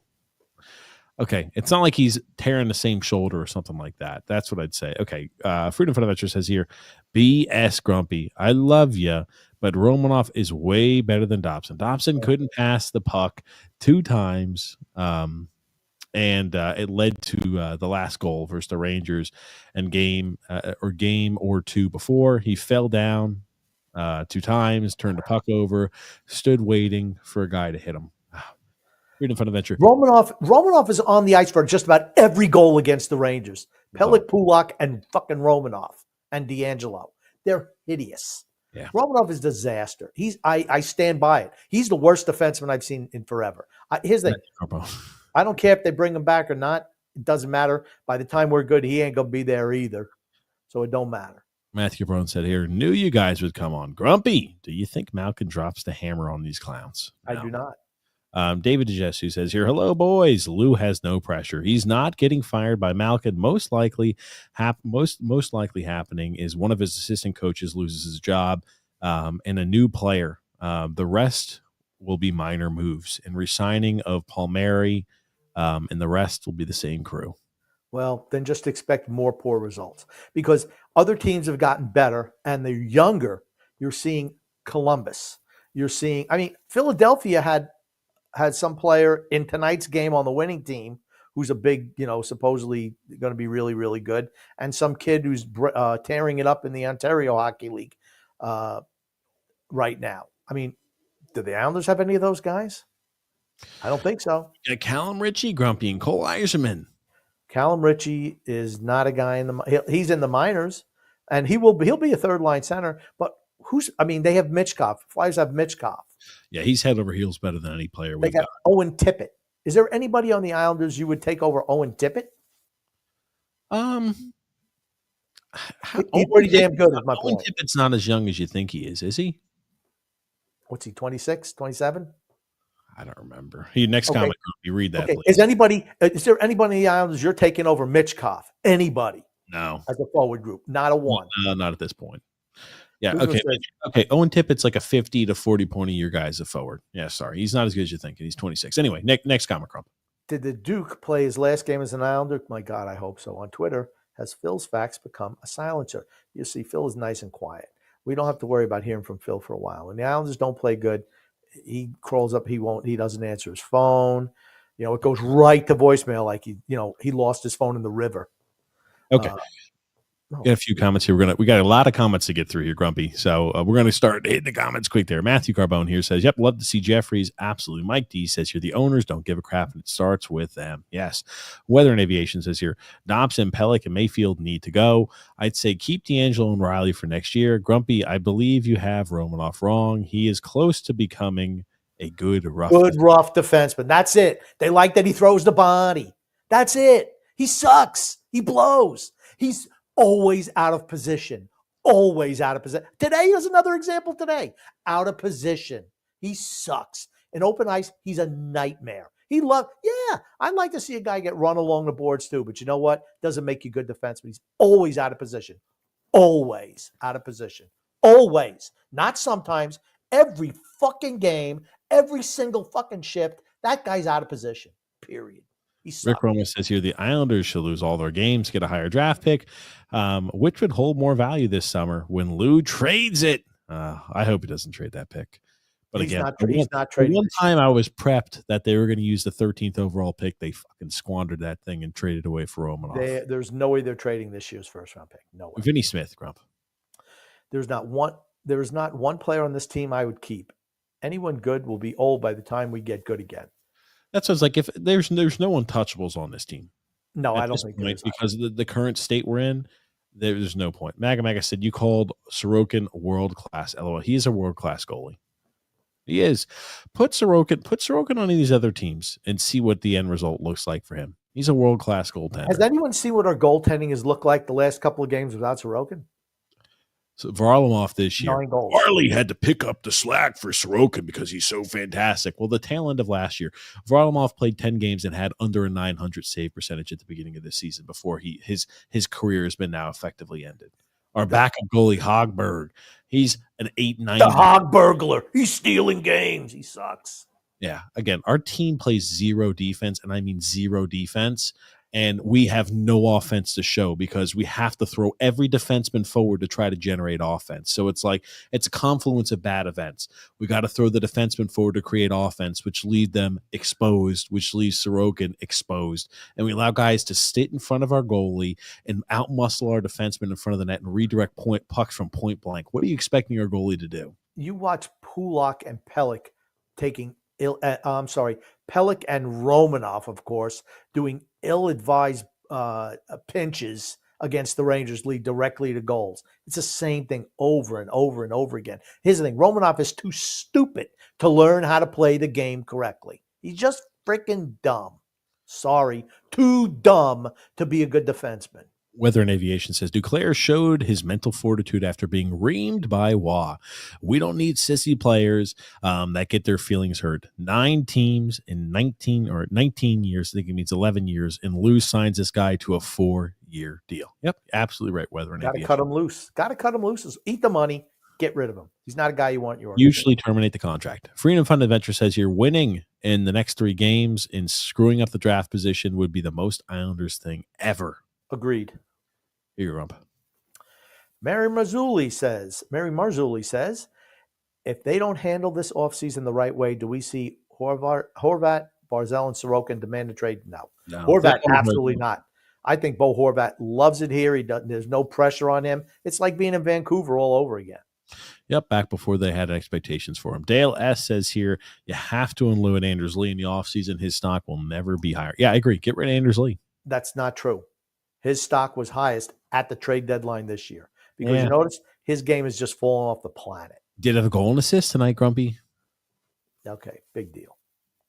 His value will never be high. Says Maga. Absolutely there. The Frank K says here, the most uninspiring 40 shots I've ever seen the Islanders had against the Rangers. You're right. Weather and Aviation says here, Barzal and Sorokin are injured goods now, and they won't return to what they were before. Barzal loses his speed, and Sorokin loses his flexibility after the injuries, and him being run into the ground. Okay, that's fair. Couldn't you say the same things about Pulak, Pelech, and Mayfield? Heard every year. Yeah. Heard every year. Yeah. I don't think you have to worry about Barzal being injury prone, but you don't want to see injuries pick up for a goalie. It's easy to be injury prone as a goalie. Freedom Fund Adventure. Grumpy, you have to show up in order to quit. These punks have quit on so many coaches until the roster is gutted and the country club is gone. We have no hope. Next captain and 2 assistants cannot be current guys. Well, that's not going to be the case. I think it's going to be, they're going to give it to Horvat. I think they should give it to Barzal. Gungun says here, Grumpy, what would Gapcone have done, have to do in the final few to make you a believer? Was Charles Ponzi a deceiver? Well, there you go. Ponzi scheme right there. I don't mind Gapcone. The whole thing is I'm not giving him a 2-3 year deal. You want to come back? We'll give you a 1 year deal. 1 year. Fourth liners get 1-year deals. Sorry. One by one. Freedom Fund Adventure. I would trade Barzy too. This team is a joke. I like some players, but I really dislike and don't respect many. TJ, Lou doesn't get to hire anyone else. Explain how the Islanders justify keeping Lou. They don't give a shit. There's no justification, but they don't care. They don't care, and they care about how can we keep the team and as many people in the seats in the short term as possible before we sell off ownership to make our EBITDA look good and to make the revenue look good. That's what they're looking to do. Get ready for more disappointment because he'll be back next year. Stephen V says here, I finally pivoted on Waugh. I can't believe what he did to that goalie there, Christian Lennox. Goodbye. Even Gil Martin totally roasted him for 20 minutes. He said he roasted the team for 20 minutes. Roasted the team for 20 minutes. And Weather and Aviation says here, Waugh was given a crap team. Not his fault here, gents. You can't do much with these turds. Well, I don't blame him too much for that. I just think he's an average coach. I don't think Lane Lambert was anything special either, but I don't blame Lane Lambert for the poor play. It was never on Lane. It was never on Waugh. It's on the players. It was never on Barry Trotz at the end. The players just are done. They're done. You know what? Lane Lambert had a better winning percentage than Patrick Waugh. He did. Should tell you something, didn't it? And everyone said Lane Lambert had to go. I always said it wasn't Lambert's fault. It's coach. Yep. It's the GM not getting players. Drew says, I didn't even know Lennox got called up, LOL. Yeah, they put him in for like 2 shots and took him right out. Goon. Why did the young goalie dirty? Grumpy, as a younger man, did the ladies consider you flirty? Absolutely, they did. Freedom Fund Adventure. As a former goalie in 2 sports, I would not have liked Waugh doing to me what he did to Lennox. It didn't make sense for Hogberg or Lennox. I like Waugh, but that was senseless. He apologized for that. He said it was the wrong move. Right in the press, he came out. They didn't even ask him. He just came out and volunteered that. Okay, he gets passed on that for me. Sorry. You know what it's like, Grumpy? I'm trying to find a comparison. It's like saying, "Oh man, what are you, a bitch? The guy freaking apologized. Just move on." You know what it's like? It's like I'm trying to draw a comparison so you can maybe understand. It's like in a head coach in football, Grump. Maybe this will help a trigger a little bit for you. It's like a head coach in football saying, yeah, the starting QB got hurt and backup went down. We had another backup on the list, but we just ran a Wildcat the remainder of the game because we didn't want to give this guy a chance. I shouldn't have done that. I should have probably had him out there and given him a okay. You obviously did not see the post-game presser. He absolutely fell on the sword and said, I don't give a shit what he said. His actions are what he fucking means, not what he says. No. Up. I don't like give you said, you're a bitch. You're a little millennial bitch where little things like that bother you. Yeah. He came out, he manned up. He absolutely He's manned the up. ultimate fucking pussy bitch He there is. Bitching him on, I want to leave Montreal. They didn't fucking take me out of the game when we're getting shelled. He's the absolute fucking bitch. He manned up and he apologized. He apologized to the kid. He said, I did him wrong. Get rid of that. I have no problem. See you later, no Patrick. problem whatsoever. He said it was all on him. Just because you don't like it, because you're a little millennial bitch. Get to the next comment, MB. Yeah. Keep it moving. Keep it reading, Grump. Matthew DiBernardo said, if his name was Matthew Bernardo, we could just call him TJ, MB. Keep going. What's up, boys? Glad we were eliminated today. Have you guys looked at who you would want in the draft? Victor Eklund or Jackson Smith is my preference at number 7. My hope was we iced the vets all week. Well, I think it's very optimistic to think we're going to be at number 7, but maybe. Freedom Fund Adventure. Lou shouldn't force his dirt bag, former Devils coaches on Waugh. Waugh is saddled with 3 former Devils. He has never had a staff or their loyalty. Those guys are loyal to Lou, and it can't work. I don't know about that. Maybe. David DeJess, who says here, many fans pick on the good players on this team. They love the 3rd and 4th liners. It definitely seems that way. Why? Because you can see the 3rd and 4th. Man, look how hard they go into the corners. Look at Romanoff running that guy. Yeah, but you know what? At the end of the day, skill is what wins. You need skilled players, guys who can make a difference. Islanders don't have any of those guys. Matthew was on X Space earlier today and was very disappointed in hearing some fans still trying to be positive about making small changes to see what if take the orange and blue sunglasses off. Yeah, I can't even participate in it. They're just stupid. Sorry, just say bye to Dobson during the off season. I don't know where that's coming from. Fair enough. Like I says here, Dobson would not have been a top 4 defenseman on any playoff. 100% wrong. 100% wrong. 200% wrong. Think The about, hatred for Dobson is just it's just wrong. Sorry, think about the wrong. slow start to the season he had, and he's still going to have over 40 points, and he missed a handful of games. Just like, sorry, no. He's okay. He's third on our team in points, or second or third on our team in points for the last 2 years combined. He's a defenseman. Okay. Freedom Fun Adventure. Grumpy, I'm a huge Sorokin supporter. I don't trash guys like Dobson, but Dobson has regressed and has been horrific. He's not been horrific. He is soft, makes all kinds of dumb mistakes. My God. What's his plus minus? Can you look up what his plus minus is? Trade minus 14. Barzy, you like, but his injuries are pile up and he's almost 30. He's not almost 30. What, 28? He's 28. Hey, trust me, he's no spring chicken though anymore. That's what I said. He'll be on the downside before we become good. That's why nobody's unmovable. Nobody's impossible to move on this roster for me.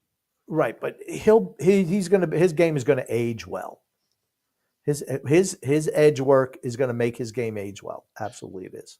Okay, but yeah, so he's a minus 14 on this team who's been absolutely miserable all season long. So simple as that. Here you go, Goon. What could Al Arvel have done with this poopy team? Would the language in his team pep talk been obscene? He would have pulled his hair out by now. Well, here's the thing. He worked with a good general manager. There's your difference. Maria. Everybody raises some great points tonight. This team is just an investment for Ledecky and Malkin. They belong in the Hall of Shame next to Shipman, Peyton and DeLaray heirs, and Wilpon and Hess. All the Mets people. You notice? Yeah. Here you go. Drew says here, I can't believe the idiots thought that the Rangers game wasn't the breaking point and not us getting our teeth kicked in by Carolina in the playoffs every year. Not good enough. Just not good enough. Can't beat a good – bottom line, can't beat a good team when it counts. Freedom Fun Adventure, Grumpy. I never believed in this year's Islanders teams. I've been consistent. How do the Islanders sell tickets if Lou is retained? Let's talk about the sale of the tickets. Did you see that, right? The game, Ovechkin on Sunday, he scored the record-breaking goal past Gretzky. Okay, and now this, I guess you and I have to talk about because you and I don't see eye to eye on this. So they were selling the warm-up pucks. They were going to charity. They're like charging an upcharge from $50 that they usually charge for the game used the warm-up pucks to like $375. The proceeds going to charity. And then they sold, if you wanted a physical ticket stub, to the game, right? Even if you attended the game, but you wanted the physical ticket stub, they were going to charge you $45 per ticket stub printed. Can we talk about how fucking ludicrous that is? It's a bad look for the team. Again, awful look for the team. Your team has been shitty all season long, where the morale is low, fans are unhappy, and what do? Oh, you paid for the game. And now what I'm going to do is if you want the ticket stub when he made history, we're going to charge you $45 per ticket stub because guess what? The Islanders need the fucking money. Simple. That's what that is. Why else would you be charging $45? It certainly doesn't cost for the ink on that $45. It certainly doesn't cost on the little roll of paper that they have to roll out of there $45 a ticket. Why do you think they're charging $45 a ticket, Grump?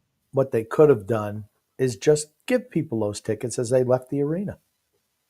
Or you know what they could have done? You could have placed your order if you had it afterwards, and we'll be more than happy to send you one complimentary of the team. You know, thank you for your support. Thank you for attending the game.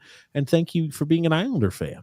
They could have done that too. Hey, you bought the ticket. We're just going to send you the printed off one. Thanks for coming to the game, and thanks for supporting our team through some tough times. Or if you made it look like, hey, let's show Ovechkin scoring the goal or celebrating the goal, print it out on there, send them in your whatever your ticket is for $45. Make it look like it's something special. This just looks like they printed off in the back office. That's my thing, right? If it was like, oh, we had to create some artwork, we had to do this, we had to invest XYZ dollars to make it look really fancy. This is just a bland fucking ticket that you get as like a ticket stub. There's nothing special about this. It's a money grab. It's pathetic. Yeah. Again, it's typical fucking Islanders. Typical Islanders on that is what it is. David Sean McDonald says here, people be drinking the Lou Aid for like Kool-Aid, but Lou Lamoriello Aid. Drew says here, Holmstrom is also the first Lou draft pick to crack over 40 points in a season. Wow. He's been here 6 years. John says here, look at Bridgeport, an embarrassment to development. Absolutely. Matthew S. Even a blind squirrel gets the nut, but Lou has failed. It's time to move on. Drew says here, honestly, Lou's drafting and roster construction has been so bad. I would expect Simon to be full-time second line winger next year. Let's be honest. I doubt Duclair is back. You will see Simon Holmstrom will be on the second line next year. 40 points. 40 points from your second line. Okay. David says here, when you keep renewing season tickets, it's year after year. Malkin will do nothing. Agreed. Yep, absolutely here. David Sean McDonald.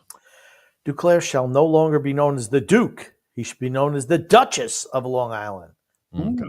Mario Grump. To me, the issue with Patrick Waugh as a head coach is he still has a player's mentality. The moves he makes scream of a player trying to win every game. Well, that's his job, is to win every game, though.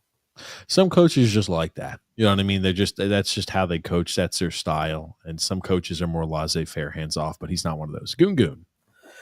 Which once promising Islander flamed out the fierce? Hosang, Bellows, or Wallstrom? I don't think Hosang didn't flame out. Bellows was never given a shot. So I guess you'd have to say Wallstrom of those three. Here you go, Grumpy. David Sean McDonald. Speaking of that black hole known as Bridgeport, Danny Nelson and Finley would rather stay in college than learn how to not play hockey in Bridgeport. Very true. That says something, doesn't it? We're not leaving after our junior years. We're going to go. Well, I mean, I don't think they could anyway. They have to wait till their third year, don't they? Well, after their junior season, like you said, they can leave. Yeah, sure. But Danny Nelson's only been there 2 years, right? Finley's been there 3 years, though. I don't know, Grumpy. I'll have to look it up. Yeah, I mean, I think Finley has one more year to make it 3, but Finley, he's like, I don't want to go there. Oh, God. Here you go, Grumpy. Mario. A head coach is like a general. The great generals don't try to win the war rather than every battle in front of them. Great generals pick and choose the battles they fight, and they also know when to probably do something. Actually, retreat. Waugh does not exhibit any of those qualities. Yeah, that's fair. That's fair. Matthew Grumpy. I find it ironic that I wanted Ray Shiro as a possible GM candidate. Now he's deceased. Just as good as Lamoriello now. Oh, man. Okay, here. Stephen V says here, serious question here. Imagine Lou leaves and Chris. Okay, this is a serious. Hold on, Grumpy. Close your eyes. I want you to put yourself in the right mindset. I saw it. Serious question. Imagine Lou leaves. Imagine the euphoria we get. Lou Lamoriello leaves. We're like celebrating in the streets. Lou is gone. To find out a week later, Chris Lamoriello has been named the new general manager. Which is better or worse? I think Chris is going to be worse. No, I think having Lou is worse because Fredo is not going to get the rope that Lou got. So one bad season, Fredo's gone. Where if they keep Lou, he can still play the Fredo card later, which buys extra time for Fredo. Okay. Fair enough. Drew says here, I will say Ledecky has mastered the art of generic word salad when it comes to the topic of sports. Yeah, that's a lot of those type of people. Again, they don't say anything. They say a lot of nothing. Malkin is so rich. He hasn't yet felt the years of financial losses, says David. Interviewed Tampa's assistant GM. Yeah, we were talking about that the last time. Absolutely. What is the franchise going to do with Duke, says John? They're gonna go ahead and I think mutually terminate the contract. Cannot bring him back. Yep. Unless you get a new head coach. And then you're like, okay, you're going to let Luke bring him back. New head coach. Can't bring him back. Has to be new GM and new coach. Cannot bring him back otherwise. No way. Stephen V. I cannot believe that quote by Malkin in Louis Trust. It was Ledecky. Yeah. Are you kidding me? There is no way he can believe Lou is the best GM for this team. What a jerk. I forgot he said he's won 2 general manager of the year awards. Like that shit fucking matters. Okay. He won a GM of the year award by overpaying to trade for JG Pajot. Yes. He won that because no one was making deals that year. Only he did. And he traded a first, a second, and a third to bring in JG Pajot. Then gave him 5 years at $5 million per for a third line center. So that won him his first GM of the year. The second one was when he brought in Palmieri and Zajac for a first and a fourth and two players. That's what got him GM of the year. Sorry. Maga says here, one non-COVID playoff series win since 2019. Yeah, that was the first year that they were there. They won it. Drew says here, if I were Lou, I would bring back talented players on one-year deals and flip them at next year's trade deadline for picks. I bet next year's sellers market will be big again because of how deep it is. It just depends. Like this year's was people were overpaying. It was because it wasn't like they were runaway teams. Everybody was close. And it's like when you don't have a lot of teams where it's like there's a big separation between the haves and the have-nots, it means that there's more potential buyers. Stephen V. I think we are lucky to have a 500 record. Next year, we could possibly look at 8 or 9 less wins. I don't know if it'll be that bad. It depends on what they do in the offseason. It really depends what they do in the offseason. David Sean McDonald says here, TJ, Scott Perunovich, and Tony DeAngelo are waiver wire pickups. Nobody wanted them. Not true. Why would anybody? They traded for Perunovich. Okay. We're going to get to it once I got done reading it. But why would anybody think we need to sign them? People are catching the bubonic plague. Yes. Perunovich, yes, he was traded for a 5th-round pick. Again, for a guy that I'm like, why did we do that at the time period? Made no sense. Just pissing away a 5th-round pick, essentially. He was a healthy scratch for St. Louis. And he's a healthy scratch for us, too. Yeah. Guggenwood said, would Goudreau have put the Blue Jackets over the top? Would you consider this Islander season a flop? The season's definitely a flop, but maybe the Blue Jackets don't play and maybe have that together in unity if he didn't pass, but maybe they would have been much better. Tough to say. Or maybe his passing opened up a spot for a young player who's developed. Who knows? Who knows? Jeremy Ford Hamlet says here, watching the game, Yzerman has some concerns. There you go. Yzerman has some selfishness on him. Big celebrations by himself. Those are red flags for me. Maybe he's not a team guy, right? Remember, that's what they talked about him in the draft class year, was that he had some issues with players on the team, and they're like, oh, it's selfishness, and they had to have coaches talk with him. Remember, he had some of those issues that they had to have coaches address, and he had some issues with some players and teammates. I don't think there's anything wrong with rolling the dice on a player like that who has a whole lot of skill, but you have to have the right room. I don't think college – that's not going to get coached out of him at the college level. I'm just going to say this. I just don't put him as a shoe-in. This is a can't-miss guy. That's all I'm saying. There still are some questions around him. He still has some maturing and growing up to do. Because here's the thing. He can grow up and become a true professional and an adult. Some of those guys stay kids forever. You don't know because it's different from player to player, person to person. Again, he's a minimum of 2 years away. Maga says here, Lou's best work in 2019 was bringing in Trotz, changing the culture and winning a round versus Pittsburgh. In the COVID years, he missed on the top winger we needed, and we've been a disaster ever since. Yeah, bringing in Trotz and bringing in Sorokin were the two biggest things that Lou has ever done and will ever do for this franchise. He's so overpaid for lesser players that he could, if he would have shot for the moon with the same trade package, he probably could have got better players who were, pending UFAs. But he went for Pajot, 3rd liner. Palmieri, borderline 2nd liner, 3rd liner, right? Drew Grubby. Today, we live in an era of player development, empowerment in sports. So I'm surprised a former player of Lou hasn't chewed his ass out yet. It's likely happen when he retires. I think he has that. I don't think you'll ever see a player chew him out. He's too revered, honestly. I like this. And David Sean McDonald keeps on calling it the bubonic plague. Talk like Loopy Lou. I like it. I wish I would have thought of it. It's good. That's a good one. That's a good one, David. Again, Grumpy, I disagree with you. That's an exclamation point in caps. Lou isn't a stand-up guy. He's petty, malicious, and a con artist and a BS artist. He is stubborn and arrogant. He is smarter than everybody else, and his record says different. Yeah, I do think at least Lou, okay, I don't like him. He doesn't everybody's like, oh, we respect Lou. He doesn't respect the peons. He doesn't respect the plebeians like us. I'll tell you that much. When he talks about, again, the people that pay their hard-earned dollars to support the organization and the club, he doesn't like them. Doesn't like anybody speaking out. Doesn't like when the press question him on anything. He's a sack of shit, too. Him and Watt, out of here, Grumpy. Okay. First I thought that someone was talking about me, all those little things. So here you go, Lou. Scripters. Lou isn't the guy with the Russian pipeline. The scout they hired is the one with the Russian and Euro connections. Yeah, you're probably right. You're right. To be fair, Nashville's core is old as well. Still doesn't change the fact that Trotz needs to be fired as a GM. Maybe he did actually like Nicoletti more over Taves. That's where it started for me. Yeah. That's where it started for me. You moved Taves and didn't move Letty. I thought it was so dumb and short-sighted. We didn't move Taves to a 4-year, $4.5 million contract. We couldn't make that work. We could have. We couldn't have got rid of somebody who made more than $4.5 million. We would have think about it. Devon Taves for 4 years at $4.5 million. He's a much better defenseman. And Letty was getting paid $5 million per. Damn. Drew. I'm watching the highlights now. My God, Palmieri was slower than old people on walking canes. Yeah, he's done. He's done. Global Hockey said, "You two are truly the dumbest people I have ever met." Well, you haven't met us. That's right. So I don't know how he can say that. Stephen V.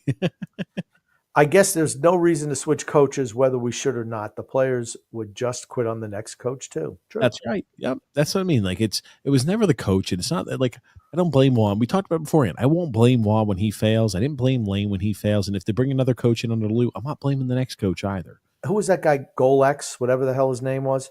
Global Hockey. He should have say why we're the dumbest people. He's the stupid dumbest people because you just can't say that. Why? What's your proof? What makes you say that? Yeah, they can't articulate it again. It's just your typical internet trolls. But I did kind of laugh. New York Ranger Mike says the two worst managements in the NHL are the Islanders and the Rangers. Boom, baby. We're competing for worst. Who do you think will be better first, the Islanders or the Rangers? Rangers. Absolutely. Rangers could be back again next year. I don't think the Islanders are close to being back again next year. That's true. Andrew says here, Waugh out. Yeah, he's gone. He'll be gone at the end of this year. David. The past handful of seasons speak volumes about whether or not Lou's mental health is still on planet Earth. Oh, man. Vinny says here, can you blame these D-bag owners and that POS general manager? But these mutts showed yesterday that they are garbage. No heart, no balls, no talent. It's a lack of talent is the worst. Maybe it's just me, but I feel like as if the WA system is very reminiscent of Doug Waite because it's not that bad. The defense on Doug Waite was the worst I think I'd ever seen. And Doug Waite's offense was pretty good. This offense is woeful too. Andrew says here, there's more of a chance of natural causes taking Lou out than Malkin. Malkin's never getting rid of him. Never, ever, ever, ever, ever. I never. think next year could be his last year. If he were to leave, it's going to be under his own want. He will never be removed from Malkin. Malkin will never remove him. When his contract expires, it doesn't have to sign him back. They will offer him another contract if his contract expires. Whenever it is, we don't need to know when it is. Maybe they gave him a 10-year-long deal. We have no idea because I don't have to share that information. You think I need to share that information with you about how long of a deal I've signed as a GM? Remember that nonsense? Yeah, I don't want that Lou bastard. If his contract expires after next year, he will not be. They're not going to give him another contract extension. That's not happening. Okay, sure. I didn't think that would happen last time either, but it did. Maga says, like pizza, All says, right, agree with Grumpy. Lou only goes if he steps down, knowing that he's at the end of the line and he doesn't want to further embarrass himself. Freedom Fund Adventure says here, I have been fighting my entire life, and I don't know if I'm tough enough to withstand another season of this garbage. I'm going to have to do. I'm going to have to do. It's a movie workout montage just to have a shot. There you go. You're going to have to spend a lot of time away from the Islanders. That's for certain. Yeah, we knew this wasn't a playoff team before COVID. Stephen V says here, I think the most deflating thing I saw all year from our team, among everything, was that Lou tried to sign Brock Nelson because draft picks aren't important. Yes, that's what I mean. Lou doesn't care. And when you as an owner, the GM says something like that, and you don't say, "Hey, buddy, pack your bags. You're fucking gone." That tells you all you need to know. It's like saying oxygen is not important to live. Yeah. Because, again, draft picks are the lifeblood of a team, either as trade assets or for replenishing the talent pool and keeping it affordable. To say they don't mean anything is just dumb. That's global hockey dumb. He could comment. Drew Grumpy. Here's the good thing about this team. At least national podcasts are covering us now and saying that ownership needs to cut ties with Lou. TJ, I sent you a clip on that yesterday. I'll take a look at that. Vinny. Think about it. By the time the national media gets it, it's been in the ether for a long time. We've been talking about it for how many years now? Yeah, Vinny. We can blame the dirtbag owners, the POSGM, but after Thursday's performance, these mutts proved exactly what they are. Garbage. You already read that one. I'm sorry. They posted it twice. My bad. Second one was in caps. He was yelling it. Correction, TJ. 13th overall pick. And the 98th overall pick were traded by Lou for Romanoff. Wow. It was the first and a third, or first and a fourth. Great job. Another Lou masterclass. How not to be a good GM. Go for Tweed, TJ. It'll work. Tweed is a material, not a style. Your rich doctor wife can buy you some tweed or can't buy you some tweed. I just don't wear that type of stuff. I wear very, very plain. Look, Grumpy, the old geezer away from the microphone. This guy, I think we upset him because this guy is more of a Romanoff guy. Oh, man. Again, tells you all you need to know. David Sean McDonald. Just to let him know, Romanoff blows. David Sean McDonald, Grump. It doesn't matter where we pick, first or last. Our development seminar center in Bridgeport will maximize their chances of failure. Come on. Learn how to not succeed in what was a promising career in Bridgeport. Yes, let's watch here. This is, I think, what Drew was talking about. He sent me a little watch. More things I want to quickly get to here. First up, the New York Islanders officially eliminated from the playoffs. And listen, a few years ago, this was a team that was going on runs to the conference finals. I think they've lost their shine a little bit. And a lot of people are, and hey, a lot of them are Islanders fans too, are kind of hoping this team will go in the direction of do the little retool on the fly, do a little reset here. And when you look to this summer, they have some draft picks. They got an extra first rounder next year. They have one first rounder this year. They're going to have close to $30 million in. Look at this really quickly. On the power play, we ended the season 31st, perhaps, and on the penalty kill, 31st. So we're not dead last in both. We're just second to last in both of those categories now. We've got an improvement, Grump. Again, 25th in the league in goals for. Again, always the bottom third of the league every single year. Bottom third of the league. Can't score every single year. And the defense, 20 goals against, 20th for goals against. That's why we're not making it. You can live with the other stuff because we've done it for years. But if you're not defending well, it's not a recipe for success. That's all I'll say. Cap space this summer as well. Do you think Lou Lamoriello and company are going to be the ones to take their foot off the gas and say, let's do a little reset? Or do you think they're going to spend that money, Colby? I just can't believe Lou Lamoriello is the guy who's doing it. Honestly, I'm really surprised at that. And yes, sure, they have $30 million in cap space, but no. Look at this, and they put up our little roster. We've got here Andersley on the first line, Bo Horvat centering it, and Kyle Palmieri, Sipakov on the second line left wing. Now again, we're going to have Barzal back as a winger next year, but Sipakov second line, Jean-Gabriel Pageau, Simon Holmstrom, and the bottom six of Pierre Engvall, Casey Cizikas, Hudson Fashing, and then Matt Martin, Kyle McLean, and Mark Gatko. Jesus Christ, it's bad. Is there going to be many changes going into next year? No. Dobson's an RFA. Romanoff is an RFA. You go up to the forward position. Siplikov is an RFA. Holmstrom's an RFA. They like him. Gatcomb, he seems to be a guy that they like. And I'm not saying any of these players are going to break the bank. Palmieri is the only UFA that makes significant money that comes off the board on their entire roster, right? Nobody who's a UFA or RFA really makes more than, with like the $5 million. Well, I think we got it there. Just shocked. I don't know. I was interested what else he was going to say. Okay, I'll put it back up, Grumpy. Again, how long was the clip? It's another minute or so. Again, we're stuck in no man's land. Kyle Palmieri salary. So I don't understand what they're doing in New York, right? Like they didn't have a massive sell-off. They held on to Palmieri. He's going to walk now probably for nothing. Pageau's got 2 more years at his number. And the biggest issue is you're just anchored right now with Pulock and Pelech have these long-term deals that cost you $11, $12 million.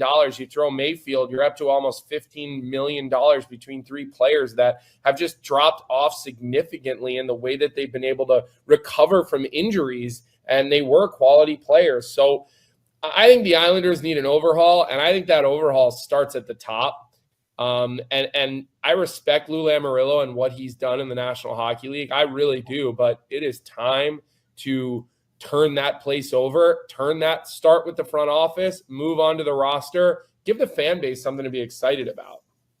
Yeah, I'm with you. I think they're going to continue to kind of spin their wheels until they reset the front office, put in a group, kind of like what Montreal did, put in a group who can sit there and have the comfortability of being like, okay, we have 4 to 6 years here to kind of really sort this thing out. And then we can do things the right way and become a true cup contender instead of whatever the Islanders are right now. There you go. I'm glad we listened to the end because I love when people just parrot what we've said for how long now. There we go. Again, we are the curve. Global hockey, we are the curve. You got freedom from adventure, Grumpy. Oh, Grumpy. So TJ goes to the mall to shop for other people, but not his father. Unreal. That's true. Very true. Yeah. Got to make sure you keep Grumpy where he's Grumpy in his place, Grump. Grumpy usually goes and does he does usually the shopping around the mall around Christmas time. I do. I like to buy special Rick Rock. little personal gifts for people at the mall. I do. Rick Rock. Rock says, goodbye, Mayfield and Pollock. Hello, Murdoch? Oh, I don't know what that is. Consensus pick for the Islanders at the moment. Okay. We'll see. Here you go. TJ and Grumpy, without using Property Brothers bullshit, that makes zero sense. From an ownership perspective, why would they not fire Lou? I can't think of any. Okay. I don't think they know much about results. If they cared about results, they would look at the team and say, okay, gotcha. We have not performed very well over the last 4 years, and our team is kind of struggling. From a logistical standpoint, they wouldn't keep him. The reason they would keep him, though, is because he is able to assemble a semi-competitive team that is in or near the playoffs to keep fannies in the seat. That is why they're keeping him here. What GM would take a job with the Islanders and say, okay, I think we can keep this team competitive for a few more years until I'm guaranteed to lose my job because I'm set up for failure? Just like nobody. From a logical standpoint, nobody would say, yes, let's not rebuild or let's not fire Lou. But they want to keep fannies in the seats, and he can do that by making the team semi-competitive. They're not. The competitive phase of the Islanders is over now. It's over. Wicked Cal. I'm happy we aren't making the playoffs. Too bad we didn't lose in regulation. I 100% agree with that. I hope we don't win another game the rest of the year. Any true Islander fan should hope we lose the last 3 games of the year. If you're not a true Islander fan. Mm-hmm. Yep. Here we go. Freedom from adventure. Porter Matrone is the high-scoring, skating, intense hitting, fighting right winger the Islanders need. Put him with Ritchie and Yzerman. The Islanders' biggest needs are right wing and right defense. They need a total defensive overhaul. It's even more ironic that Lou at last Ray Shiro, who was 62 years old. True. David Sean McDonald. Lou will most certainly trade this year's pick. Why would he draft when there's money to spend, draft picks to flip, and the Jags to be signed? Loopy Lou's experience a hard-on for the first time in a decade. Gosh. Oh, man. Okay. I don't think they're trading that first-round pick. Ricky Fitical said here, so I said that Andersley, despite having better or slightly worse numbers than Ovechkin, Kachuk, and Point, and by no means better or almost as good as either of them. I don't even know what that means. There was probably some other comment that was going. Okay, gotcha. Is it possible to fire Lou Thursday? Yeah, I think so, but they're not going to. Why not? I sense another billboard in the near future. It's going to be a long time till something like that happens. Fans put that billboard up. Yes, done by the fans. So it might not be as long as you think. For W. It's so frustrating as a fan that the last several years we've seen problems, but nothing changes and things continue to get worse. We've called it here. Called it for years. Called it for years now. Yeah. Fire sale for management down now, or the misery will be eternal. True. The longer you wait, the longer the rebuild takes. Oh, man. Sorry. Thomas Anthony Grump. Hello, gentlemen. While we wish that Lou and now Wah will be relieved of their positions at season's end, who would you like to see take their place? How come no one mentions Quenneville anymore? He's been out for so long. I'm not even sure if he could still step in and do it at the same level. I think he could step in. I don't think he'd want to come here. He's certainly not coaching on the Lou Lamoriello. I think he'd be somebody who wants more power than that. Drew Grumpy. TJ the Tyrant almost ruined the clip right there. Thank you for saving it, Grumpy. There it is.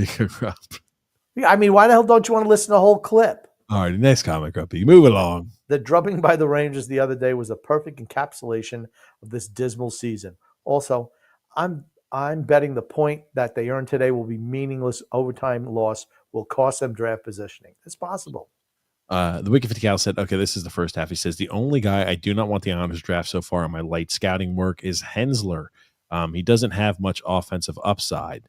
And then he continues on. He said, so I said that Anders Lee having better or slightly worse numbers. God, man, I think I'm still missing something there. My bad, buddy. I don't know what it is. Anyway, team. Yeah, we'll have to look into more of the players we're going to draft later on once we kind of know at the end of this next week. Grumpy, let's wrap things up here today. 2 hours in the books. What do you want to say before we wrap things up today? I want to say love and laughter to everyone who listens and even those who don't. From TJ, the grumpy old man, and behind the scenes, Son X. Thanks so much, Grumpy, for being a part of the show. Thank you, everybody, for commenting in. Thanks for all of the engagement on that side. We'll be live with you guys next Saturday. Thank you so much, Grumpy. Thanks, everybody, for tuning in. And let's hope they lose the rest of the games of the season, the last 3. Tomorrow night on the TJ and the Grumpy Old Man show. That's right. TJ and Grumpy Old Man tomorrow night. Thanks so much, guys.